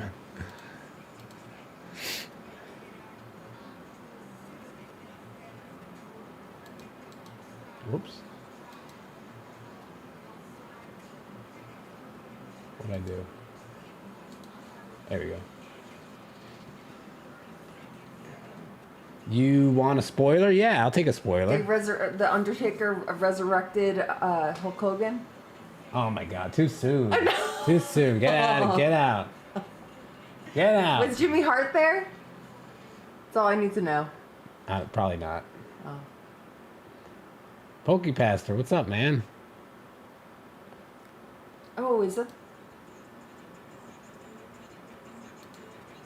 Been watching Juggalo Championship Wrestling? JCW, is that real? Oh my god. Alright. I'm going in.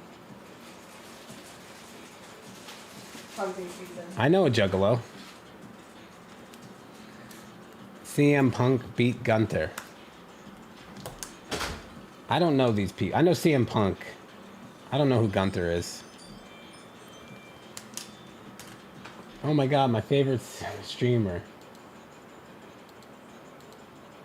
I'm not a streamer.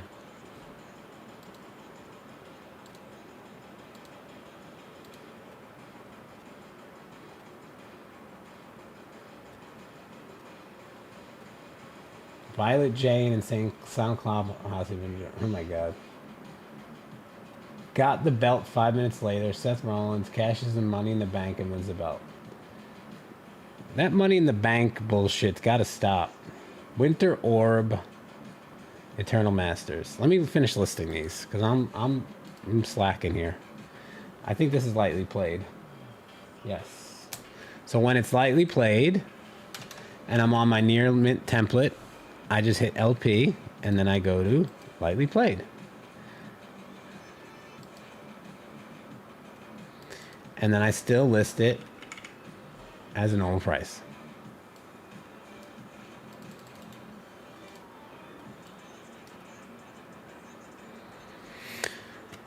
But a little bit closer to market than I would normally.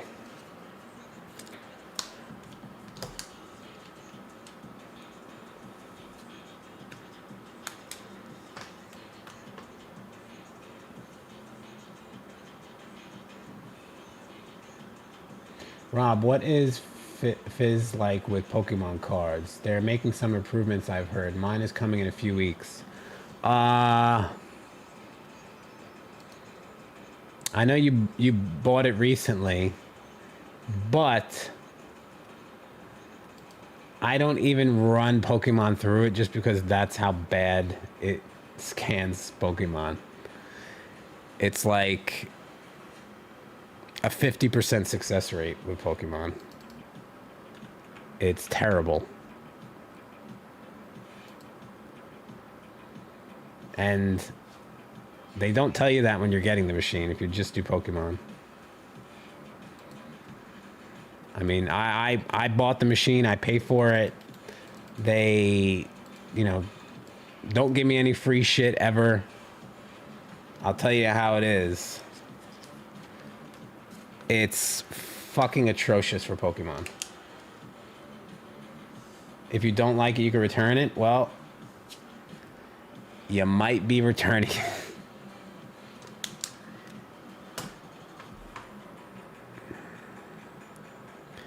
It's not good for Pokemon. Magic, on the other hand, it runs like a old Honda. It'll never stop running Magic. Like 99% success rate. 99.99999. Maybe it got better, but I don't think so, because I ran it. I tried to do some Pokemon when Destined Rivals first came out, and it was just like, I was like, why am I even doing this? It's like, now it'll sift out the valuable stuff, but like lower value stuff, because think about it like this: how many times could you print Pikachu? Like, how many Pikachus are there? There's a gazillion of them. So if it's unsure of a Pikachu, it's just gonna make it unrecognizable and just scan it and just get rid of it. It's just like it's tough. Damnation.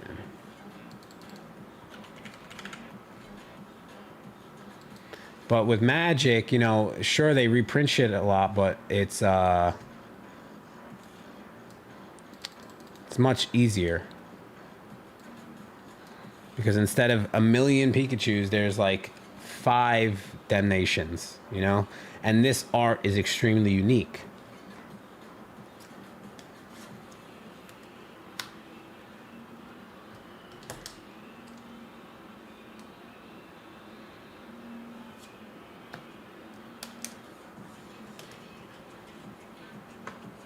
They have a big update coming in August. If it doesn't do it, I'll just get my deposit back and move on. Yeah. Yeah, sorry to piss in your cereal. But I hope the update does well. But if you like, I think if you do the sort, like, because there's a way to do a set scan. So only for a specific set, which will eliminate a lot of errors. But when you buy bulk, the point of the machine is to run it so you don't have to sift it yourself. So it eliminates the need for a machine if you're then going to remove all the sets yourself and then sort it. You know what I mean? It's just like, this is my favorite. No. But you're definitely going to figure out, you got to get your hands on it. Because, like, we have so much magic bulk that it doesn't, it's not worth it for me to give it the time of day. So with you, it might be a little different because that's your thing. It might be worth it for you to tinker around with it. Me, it doesn't work, move on, scrap it. You know, we have so much magic bulk that we got to get through that it's not even worth it for me to tinker around with it.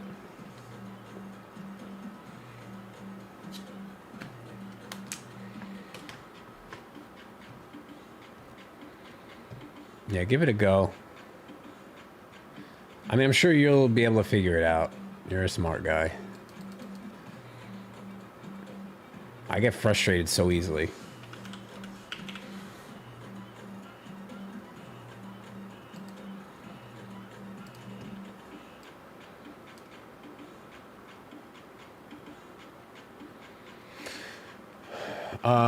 Rob, do you ever suspect eBay throttles sales at all? More and more for me, the day after a good sales day it happens. I'll consistently get $500, $800 days, but the next day is like 200.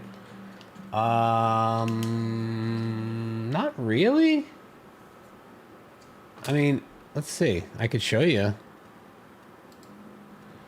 Going to my, I don't think so.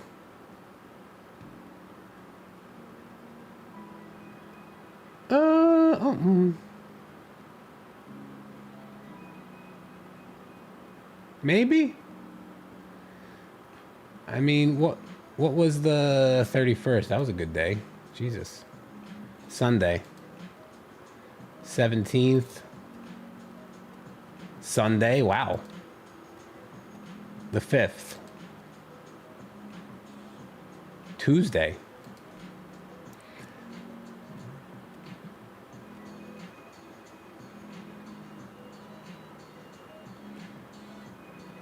I wonder what sold on those days.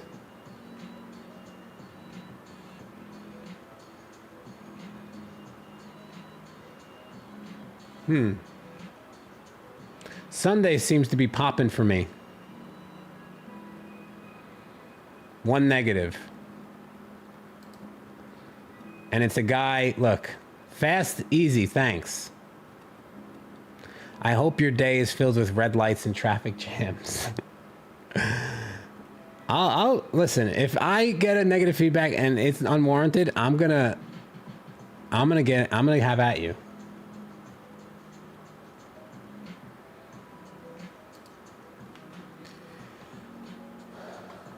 Rob, do you ever? Oh, I read that. Hey, Rob, in regards to investing for Q4, what, in your opinion, on older collector boxes such as Kaldheim and Ikoria, what would be some of your targets? I don't really invest. But Strixhaven is really good. But it's already high. I'd say Aether Drift. Aether Drift. What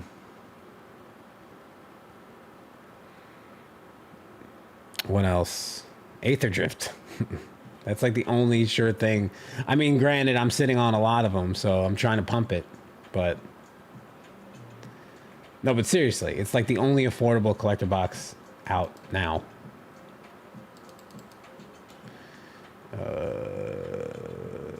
12.99, 13.49. Why didn't eBay revise or remove it? What? That makes no sense. Because you can't. eBay is completely different than you can request the buyer to revise it. They don't have to. And in eBay's words, they can't get in between the buyer and the seller when it comes to feedback. You have to respect their feedback. No, you can't. You cannot fight any negative reviews on eBay.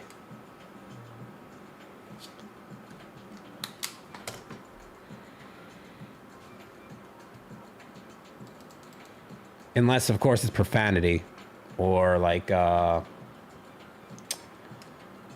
they, you know, message you and said, I'm going to leave you negative feedback if you don't give me this.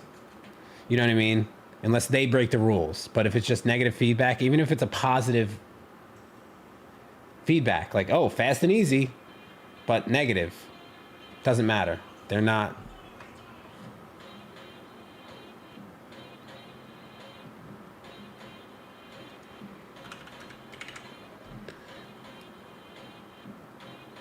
What am I jotting down? So I'm writing the numbers on the penny sleeves for the chaos inventory system I have.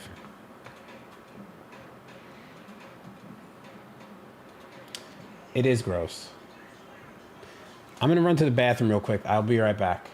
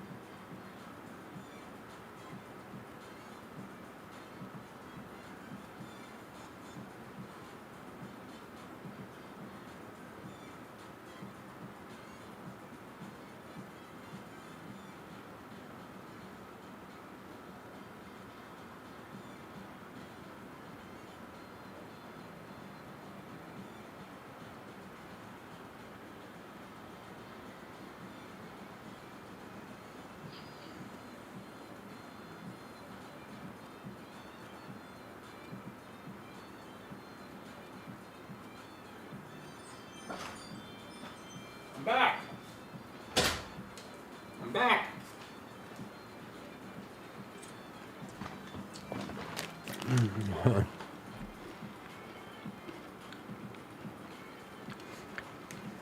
Did it work? I inserted an ad before I left. I don't think it worked. How do you find TCG Automate? I found the scan to be pretty inaccurate. So it's better now. When I first started using it, it was pretty bad, but it's got a lot better. And even if it is, it's got a good search feature. Like if it's wrong, like you just search it. I like it because, like, I don't know, it does everything. It price checks. Sure, it doesn't like make it like easy, like integrated with like Shopify and stuff like that, but I don't know.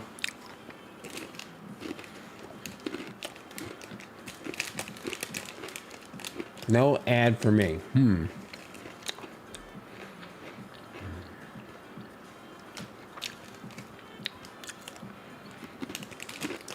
Oh, ads automator. Let me see how that is. Ah. Oh shit. Well, I put it on high. No. Medium.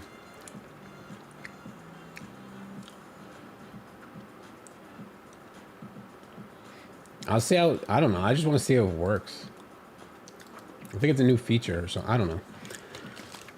Yeah, if the scanner is new, streaks will occur. Yeah, but you need vertical like streak detection off. I turned mine off. I'm from UK, so pricing server is way off. Ah, got ya.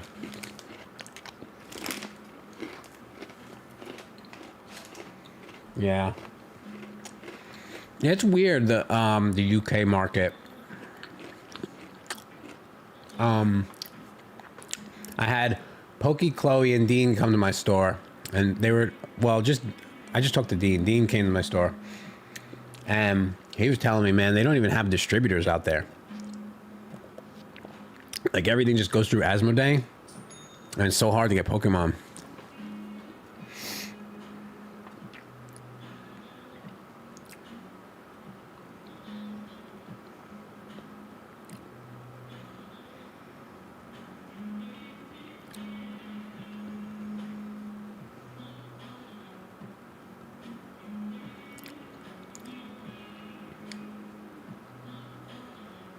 Just sold another Surge Foil, 265 for Cecil. Boom. I'll accept that offer. Ads worked that time. There you go.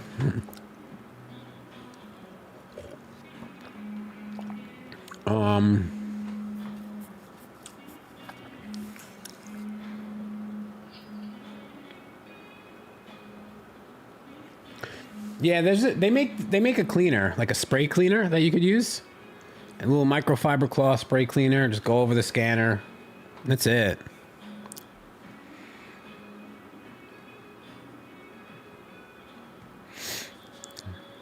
All right, let's get back to work because I feel like I got nothing done today. I'm talking.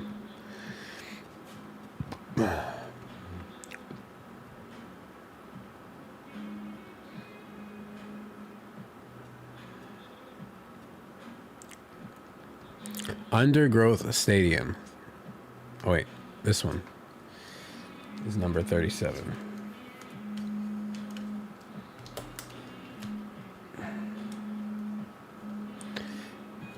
Yeah, I read the manual. It said to not use alcohol, I think. If I read it right, but I could be wrong.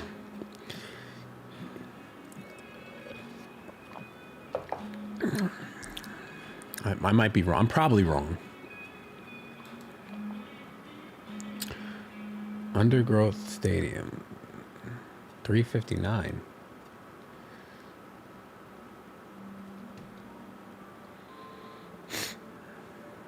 Oh, Commander Legends, not Commander Masters.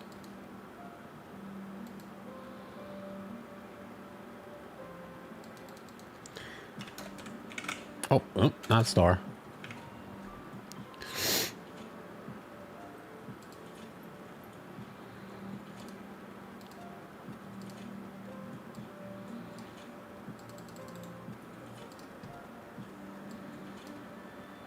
I'm almost out of scans. I need more scans. Sound the alarm.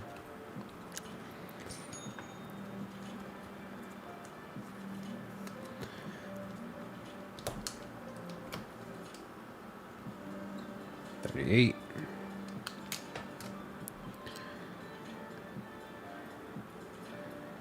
Oh, it should be 2.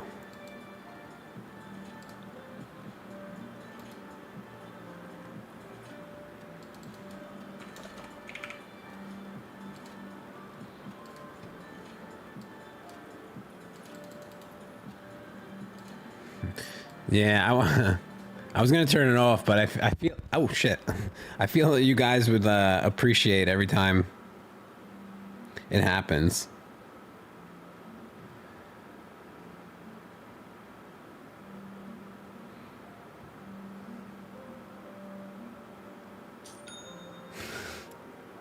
I swear I'm not hitting a thing.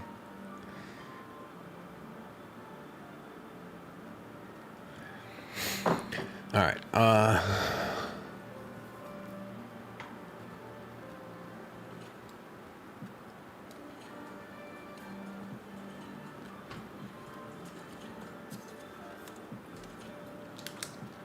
I'm not flexing, no.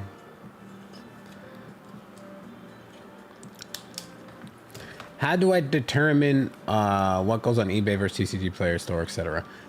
It's complicated. Pretty much it's just feel on the moment. Like, is it over $20? Is it a good staple that I know is going to sell in the store?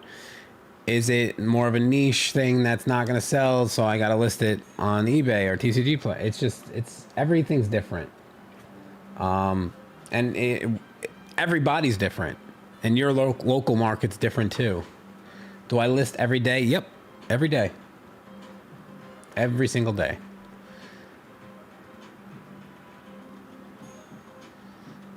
Do you do single listings for low-end bulk? No, I don't do any variation listings.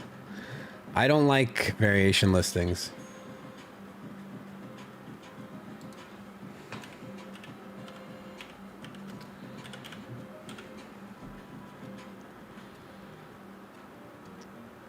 Because if your variation listing gets buried, you know, that's like 20% of your inventory that's buried in the search algorithm. I don't know. I don't like it. I know a lot of people like it. A lot of people use it. I don't. But when a variation listing starts to cook, it starts to cook.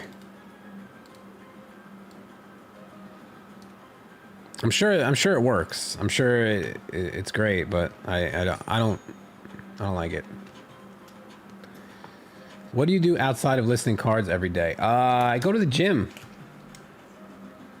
Work out, I weight train, and I watch body cam videos with my wife, and I pet my doggy, and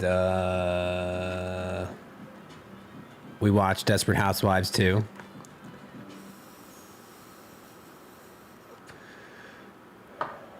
What's the software and what it does? So this is TCG Automate. It's a tool to help you list cards on eBay.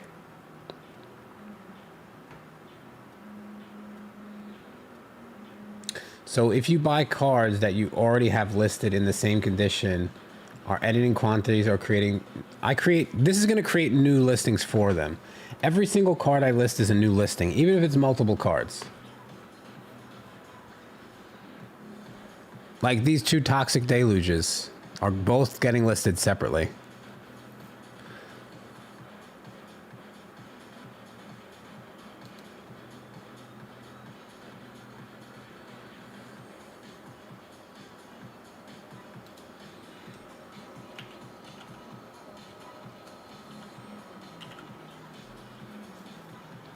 From last video, what's your return/fraud rate on eBay? You're protected from any dispute or any fraud. So, you know, you just have to go through the right process. You know, anybody that does a chargeback on eBay, I don't pay for that. eBay pays for that.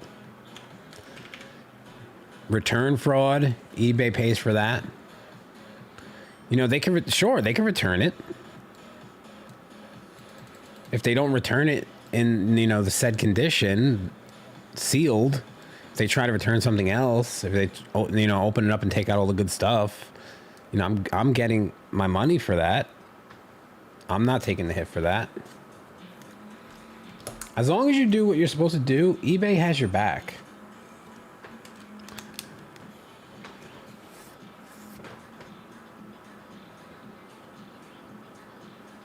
I know you probably already this a billion times, but eBay, TCG Player, or the other way around.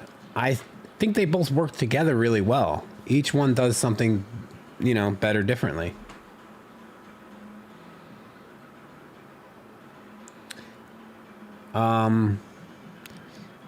You know, eBay, they both are great tools.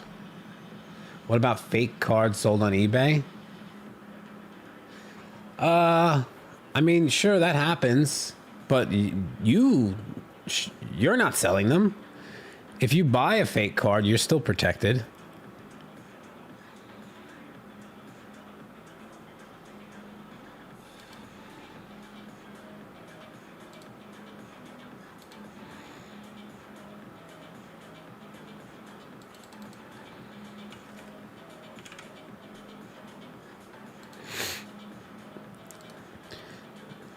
I like eBay for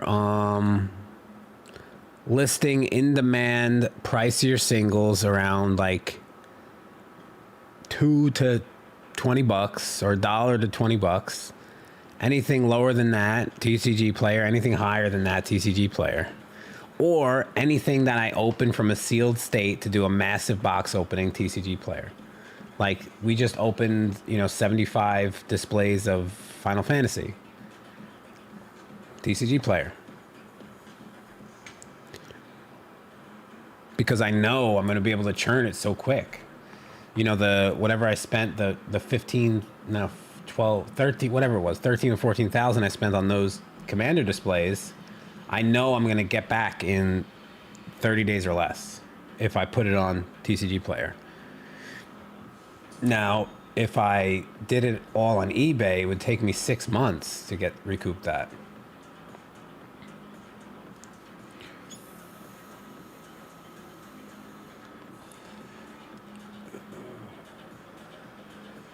Wish we had TCG Player in the UK. Yeah.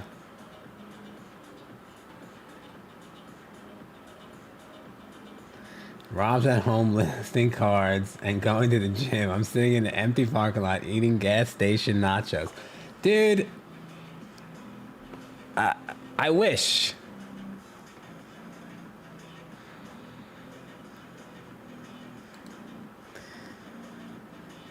What was that? What was that place in the? Was it Checkers in your parking lot, or was it something else? Was it Checkers? I forget.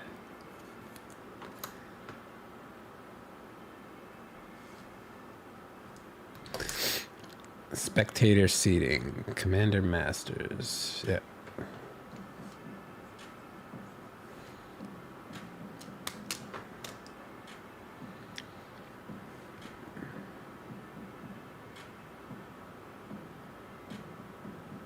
No Commander decks for Spider-Man's gonna be so weird. That it's true. It's probably one of my favorite things to do every release is Commander decks. One of your videos you show a TCG Player card conditioning poster. I was wondering if I could find the same one. So TCG Player sent that to me. I'm not sure where you can get that, but TCG Player sent that to me.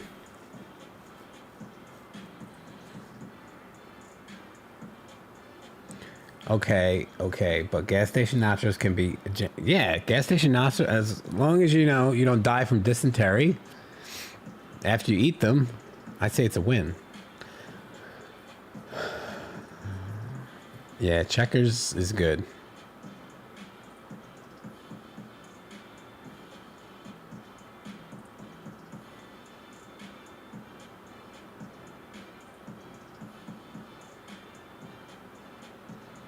We do be hitting.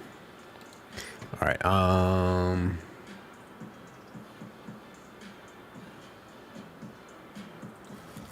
Yeah, it's probably gonna really like put a fire under. Wait, so are there commander cards in Spider-Man? So the only way to get commander cards would be collector boosters? Because that's gonna put up. That's a horse of a different color. If that's. Why are nail polish displays in the description? Because those, my friend, are not nail polish displays. To the average person, to the untrained eye, those are nail polish displays. But to any card store owner, those are beautiful displays to display your card singles. Thank you. Are there any tips or tricks to selling cards on eBay? I mean, yeah. There's tons of them.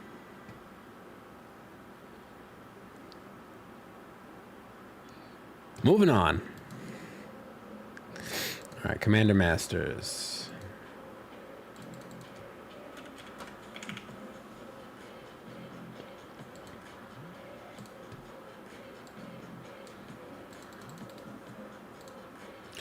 The set that should not be named. The set that almost put me out of business. The set that put me on the map.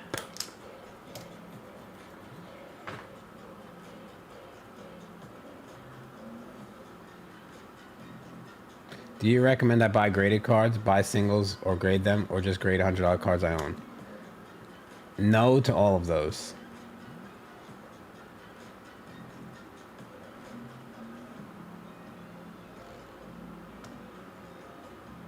Well, it depends on what graded card you're talking about.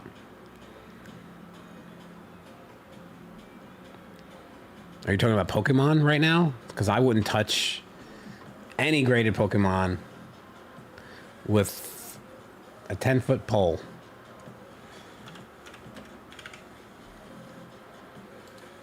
It's on a knife's edge, my friend.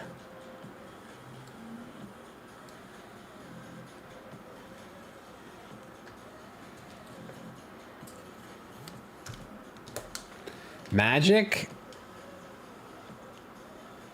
I don't recommend getting into graded Magic.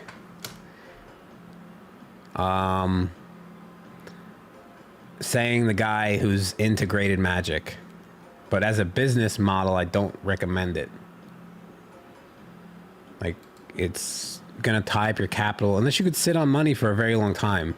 It does make money, you're just gonna be sitting on it for a very long time.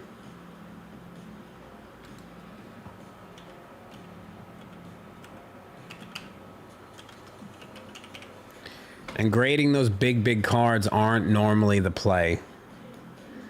It's grading those sub $10 cards. I mean, I wouldn't say getting into it as a business model, but like sprinkling it in is completely normal and healthy for, it's good to have a wide array of stuff. No commander set? Okay. Gotcha. Because that would have been crazy if you can only get commander cards from the collector boosters. I sold a Poncho promo for $1,200. I'm getting out. Yeah. I mean, I bought some silly cards recently, and I'm just like, this is not normal. But it is what it is. No. But I wouldn't be buying them now.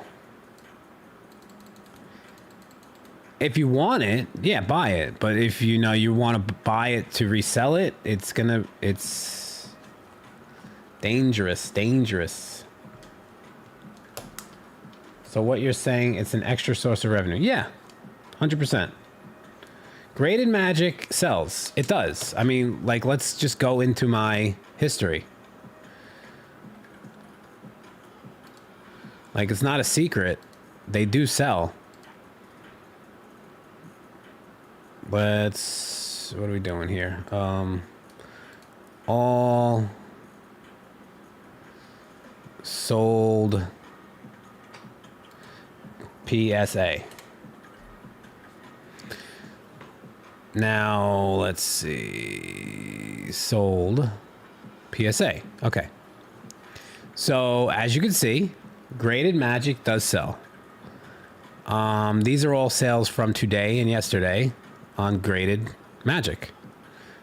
I got $59 for Vincent, $200 for that, $179 for that, $129 for Squall, $229 for Dion, $300 for Dark Ritual, $299 for Cloud. But then you get here, $59.99 Harmonize, $54.99 for a Brain Geyser. You know, it's cheap. It's a cheap card. I wanted a 10 personally myself. Jem, what's up, man? Hey, Jem, I need more scans. Hook a brother up. But like, look, PSA 9, Art Brown Ravager, $29.99. I just got rid of it. Whatever. But a PSA 9, Sarah Angel, $50. It's a cheap card. Not cheap, cheapish now. I used to buy these for $1, man. $2. Now they're like $8, $9. Can't get them. Wrath of God, 9. Look at this. $4.99 for a 10. Crazy, right? It's like a $150 card. You got me? Awesome. I'm trying to find... Look, PSA 10, Mana Crypt, Neon Ink, $13.99. Dino DNA, $500. You know, they do sell. Sporadically. But also you get these. You send away a few cards. This one comes back at 8. You took a big L on that. You're down bad. But for everyone you're down bad, if you get... Yep, there you go. Look, Aerith, $4.29. Boop. I'll take that. Now, have I sold any CGC? Probably not. Oh, Dark Dragonite. I bought this in a collection. Didn't even know it was an error. I think I paid less than $40 for this card. Oh, there you go. Look at that. $54.99 for Death Ward in a 10. I graded that. Why? I don't know. I wanted to. $249 for Pristine.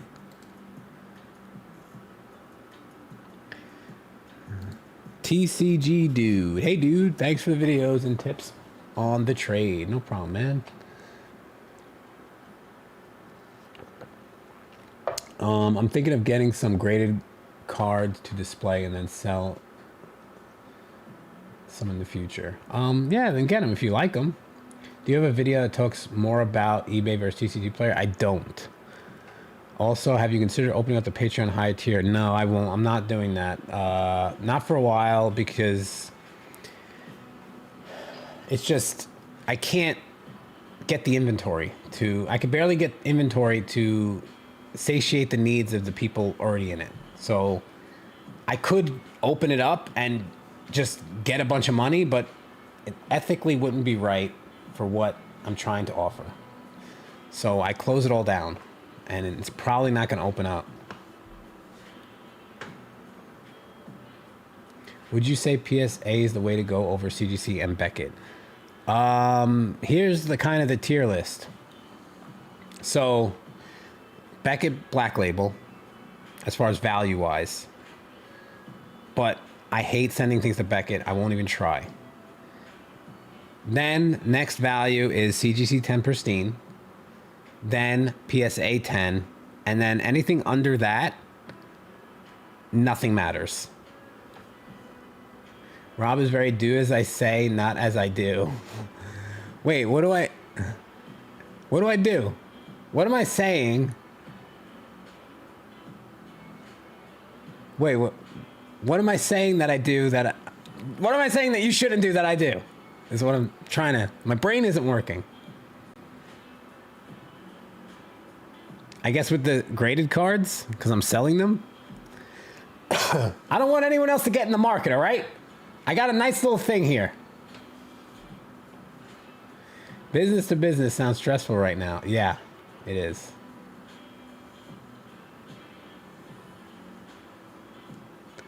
One-on-one coaching tier? No, I don't have time for myself. I can't do one-on-one coaching.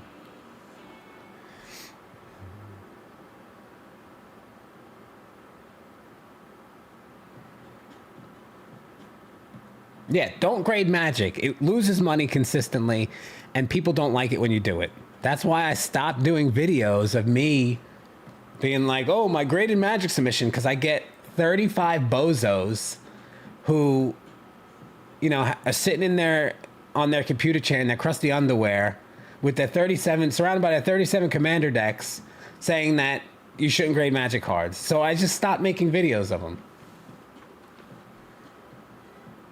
I still do it, but I don't make videos. Finding inventory as someone without a brick and mortar location is rough. Yeah, I bet. Hearing that a regular LGS has trouble is getting, yeah, I'm telling you, it's not easy. You got to feed the bozos. Yeah, it's true.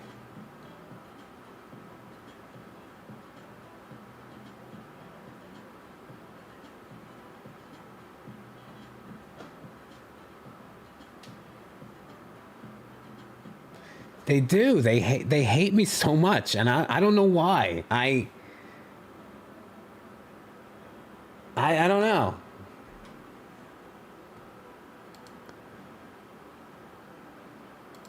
I just tell it how it is. I just say what I'm doing. Like you don't have to do it.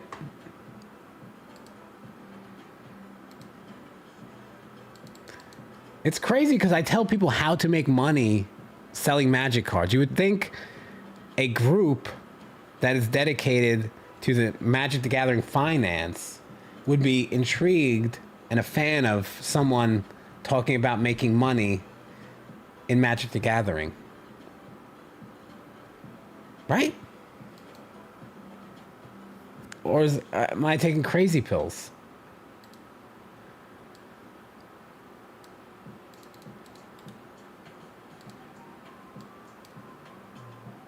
But whatever, I don't give a shit.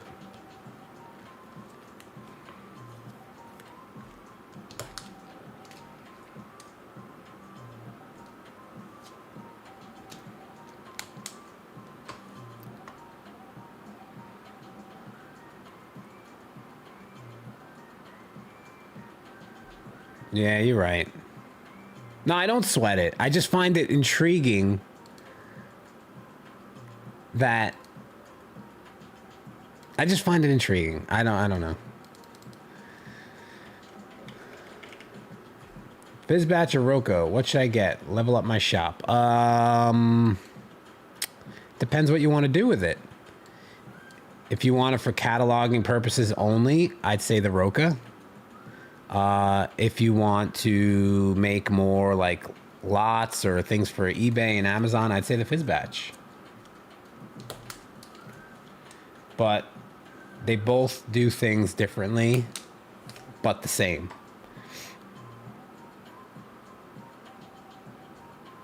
What you share isn't just applicable to MTG, it's very digestible and scalable across TCGs in general. Based on your videos and learning your own system is how you put in the work. Yeah, there you go. They hate you because they ain't you. That's true. Hell yeah.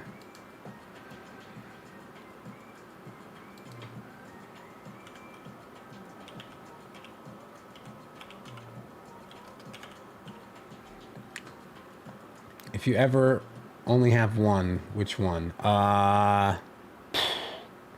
It's tough. Probably the Roka. If I had to choose one, it would be the Roka.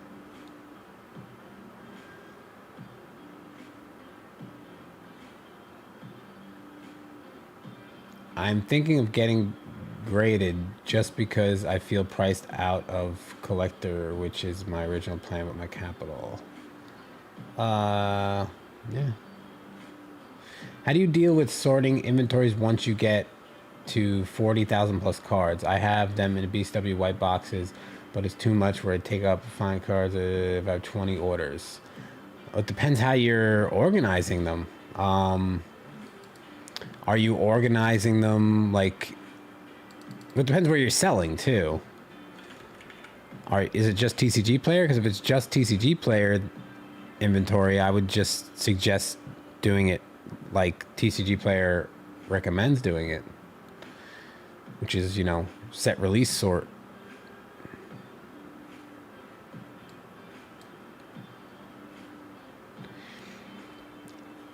Is it worth it to list cards under 15 cents on eBay or just sell them? Yeah, I wouldn't. Those go in my bulk lots. It's not worth the time. I mean, you'll get sales, but it's like, you know, I don't think so. I don't think it's worth it. Even though I do have some things listed that are that price, but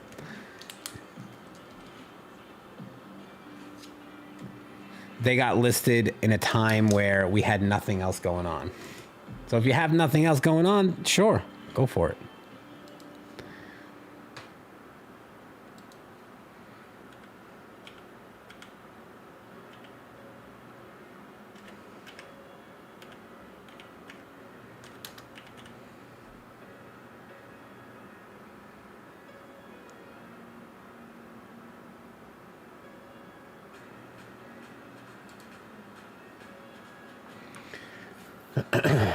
If you're grading cards as an investment, you'll be way better just buying the S&P. Yeah, I mean, to each his own. Maybe he just likes graded cards as an investment. Sure, you know, you could do other things and probably do better, but, you know, he might enjoy that. So what's it to us to tell him he's wrong? If he enjoys it, he enjoys it. I wanted to see what the best to extract and find value in bulk lots. Yeah. Pretty much anything like under 25 cents goes in a bulk lot for me.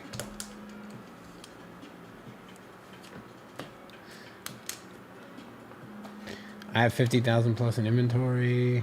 I sell Yu-Gi-Oh cards on TCG Player. Only I sort them by example, dragon, spell. Oh my god. Yeah, that's definitely a nightmare.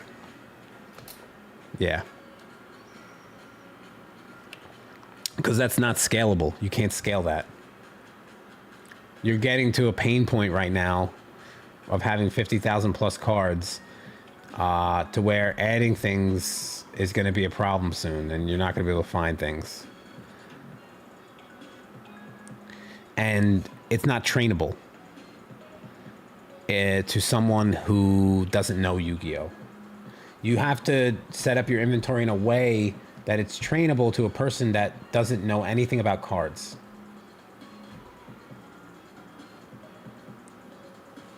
How do you decide which set to open up and sell? Is there a website? Yeah, Mox Alpha kind of helps you with that.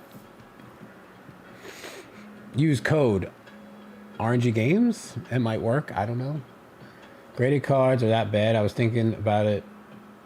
It was about to boom. I mean, if you're talking about Magic, it's gonna get better. I don't think it'll ever boom. It's gotten a lot better with Final Fantasy, but anything else Magic related, no. You could pick up vintage PSA 9s for the price of raw, which I know because I buy them up.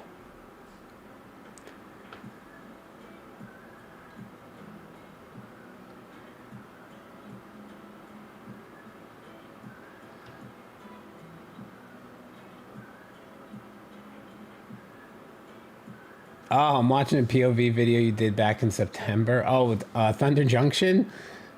Yeah, that was a bad video.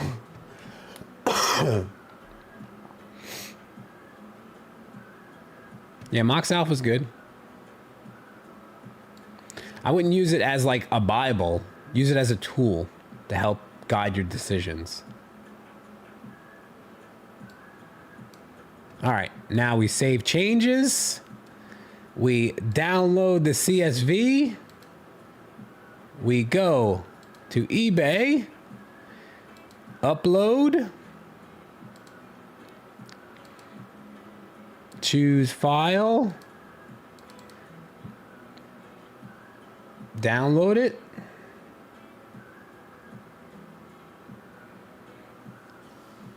Going through the process and completed. So now all those cards are listed. Now I just put them back in order. And these cards are listed. I don't need to worry about alphabetizing them. I don't need to worry about putting them in with the right set. I don't need to worry about shit.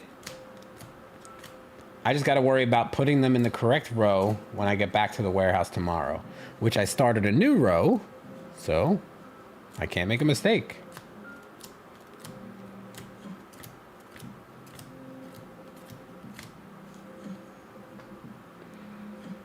How does it do the duplicate listing? It just does it. It gives me a warning. So like it'll give me a warning saying this might be a duplicate listing to check it out, like on the download results for the listing batch, but it'll still list it. So this is, yeah, so row 4A, yeah. How many hours a day do I work? It's kind of a loaded question. All hours. If I'm up, I'm working. I know it sounds weird, but I'll be on my phone doing something. I'm never unplugged. I'm only unplugged when I'm on vacation. And even then, I'm still on my phone doing stuff. Distributors calling, What is the max amount of inventory / orders can one person get done in a day, in your opinion? Without getting burnt out, I'd say 50. Every day.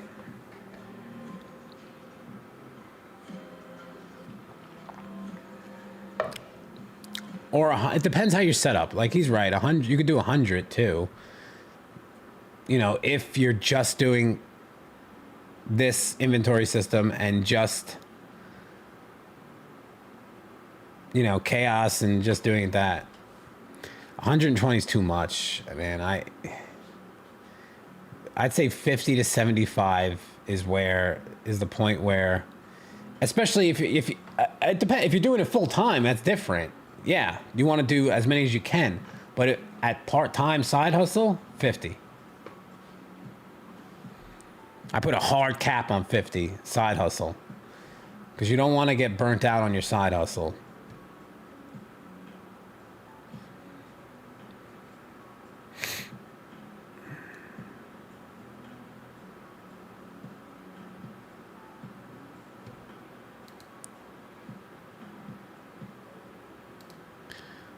Let's see, do I have more scans? Not yet. Maybe if I exit out.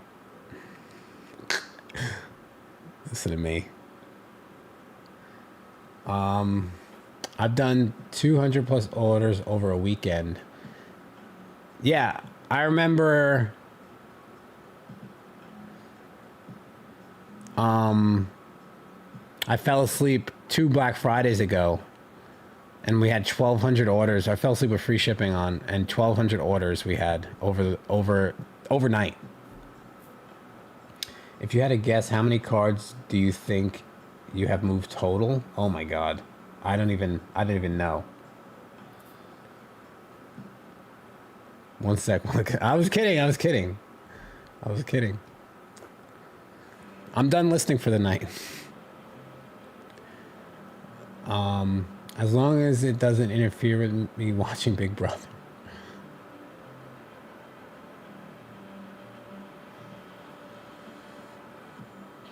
I actually got better with that. 75. I know it's. I think I could probably pull and pack and prep and ship. I did 100 today in 2 hours. And that was with a lot of graded cards. Graded cards take time because the way I packaged them. And a lot of commander decks, and those take a lot of time. Adrian, thanks, man. I appreciate the super chat.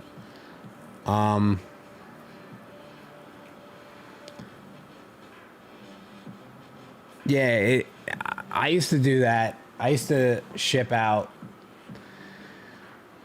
I would always leave free shipping on. We'd have hundreds of orders a day, and we were just like beating ourselves into a wall, just like shipping so much. And now I shut it down. There's a select portion of the day that. Okay, sounds good. If you need more, feel free to reach out on Discord. All right, man. Appreciate you. Yeah, so I cut it. Like there's key points in the day where I turn free shipping on. And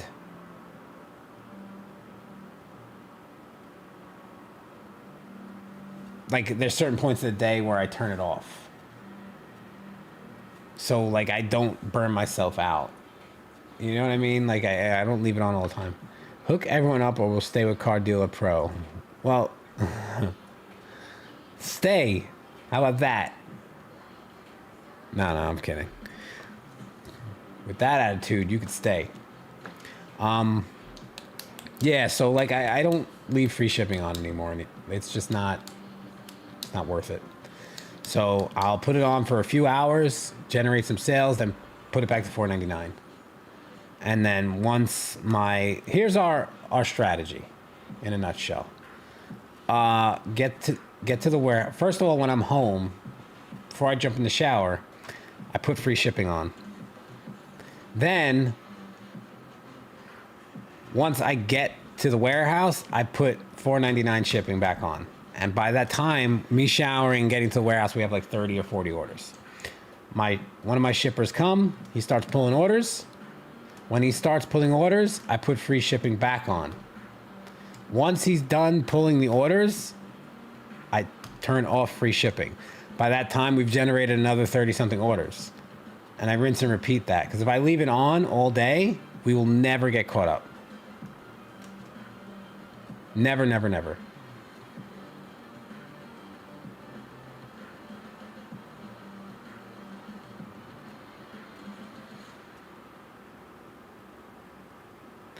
If you're doing it by yourself, too, you can make listing errors if you're moving quick. Ship cards to wrong addresses is truly devastating. Yeah, I've done that. I've definitely done that. I've got to the end of shipping, and then I have one label left, and I'm like, what the fuck? And you have to go through all the orders and figure out where you screwed up. Nightmares sometimes. That's why you got to stay vigilant. Got to stay locked in.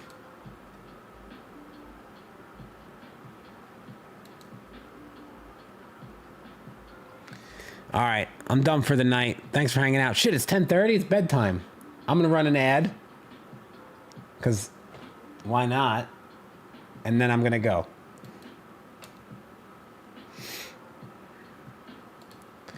If you have YouTube Premium, then you're not going to see this ad. So we can continue to talk.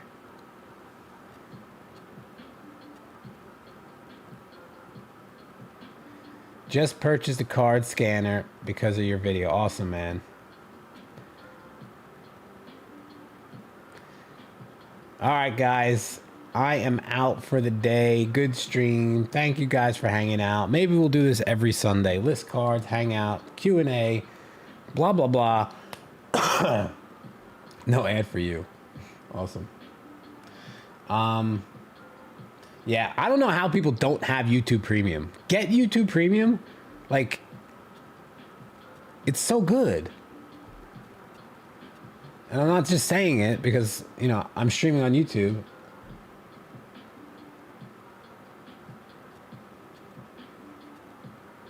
It adds it to a new batch. It doesn't add it into an existing listing.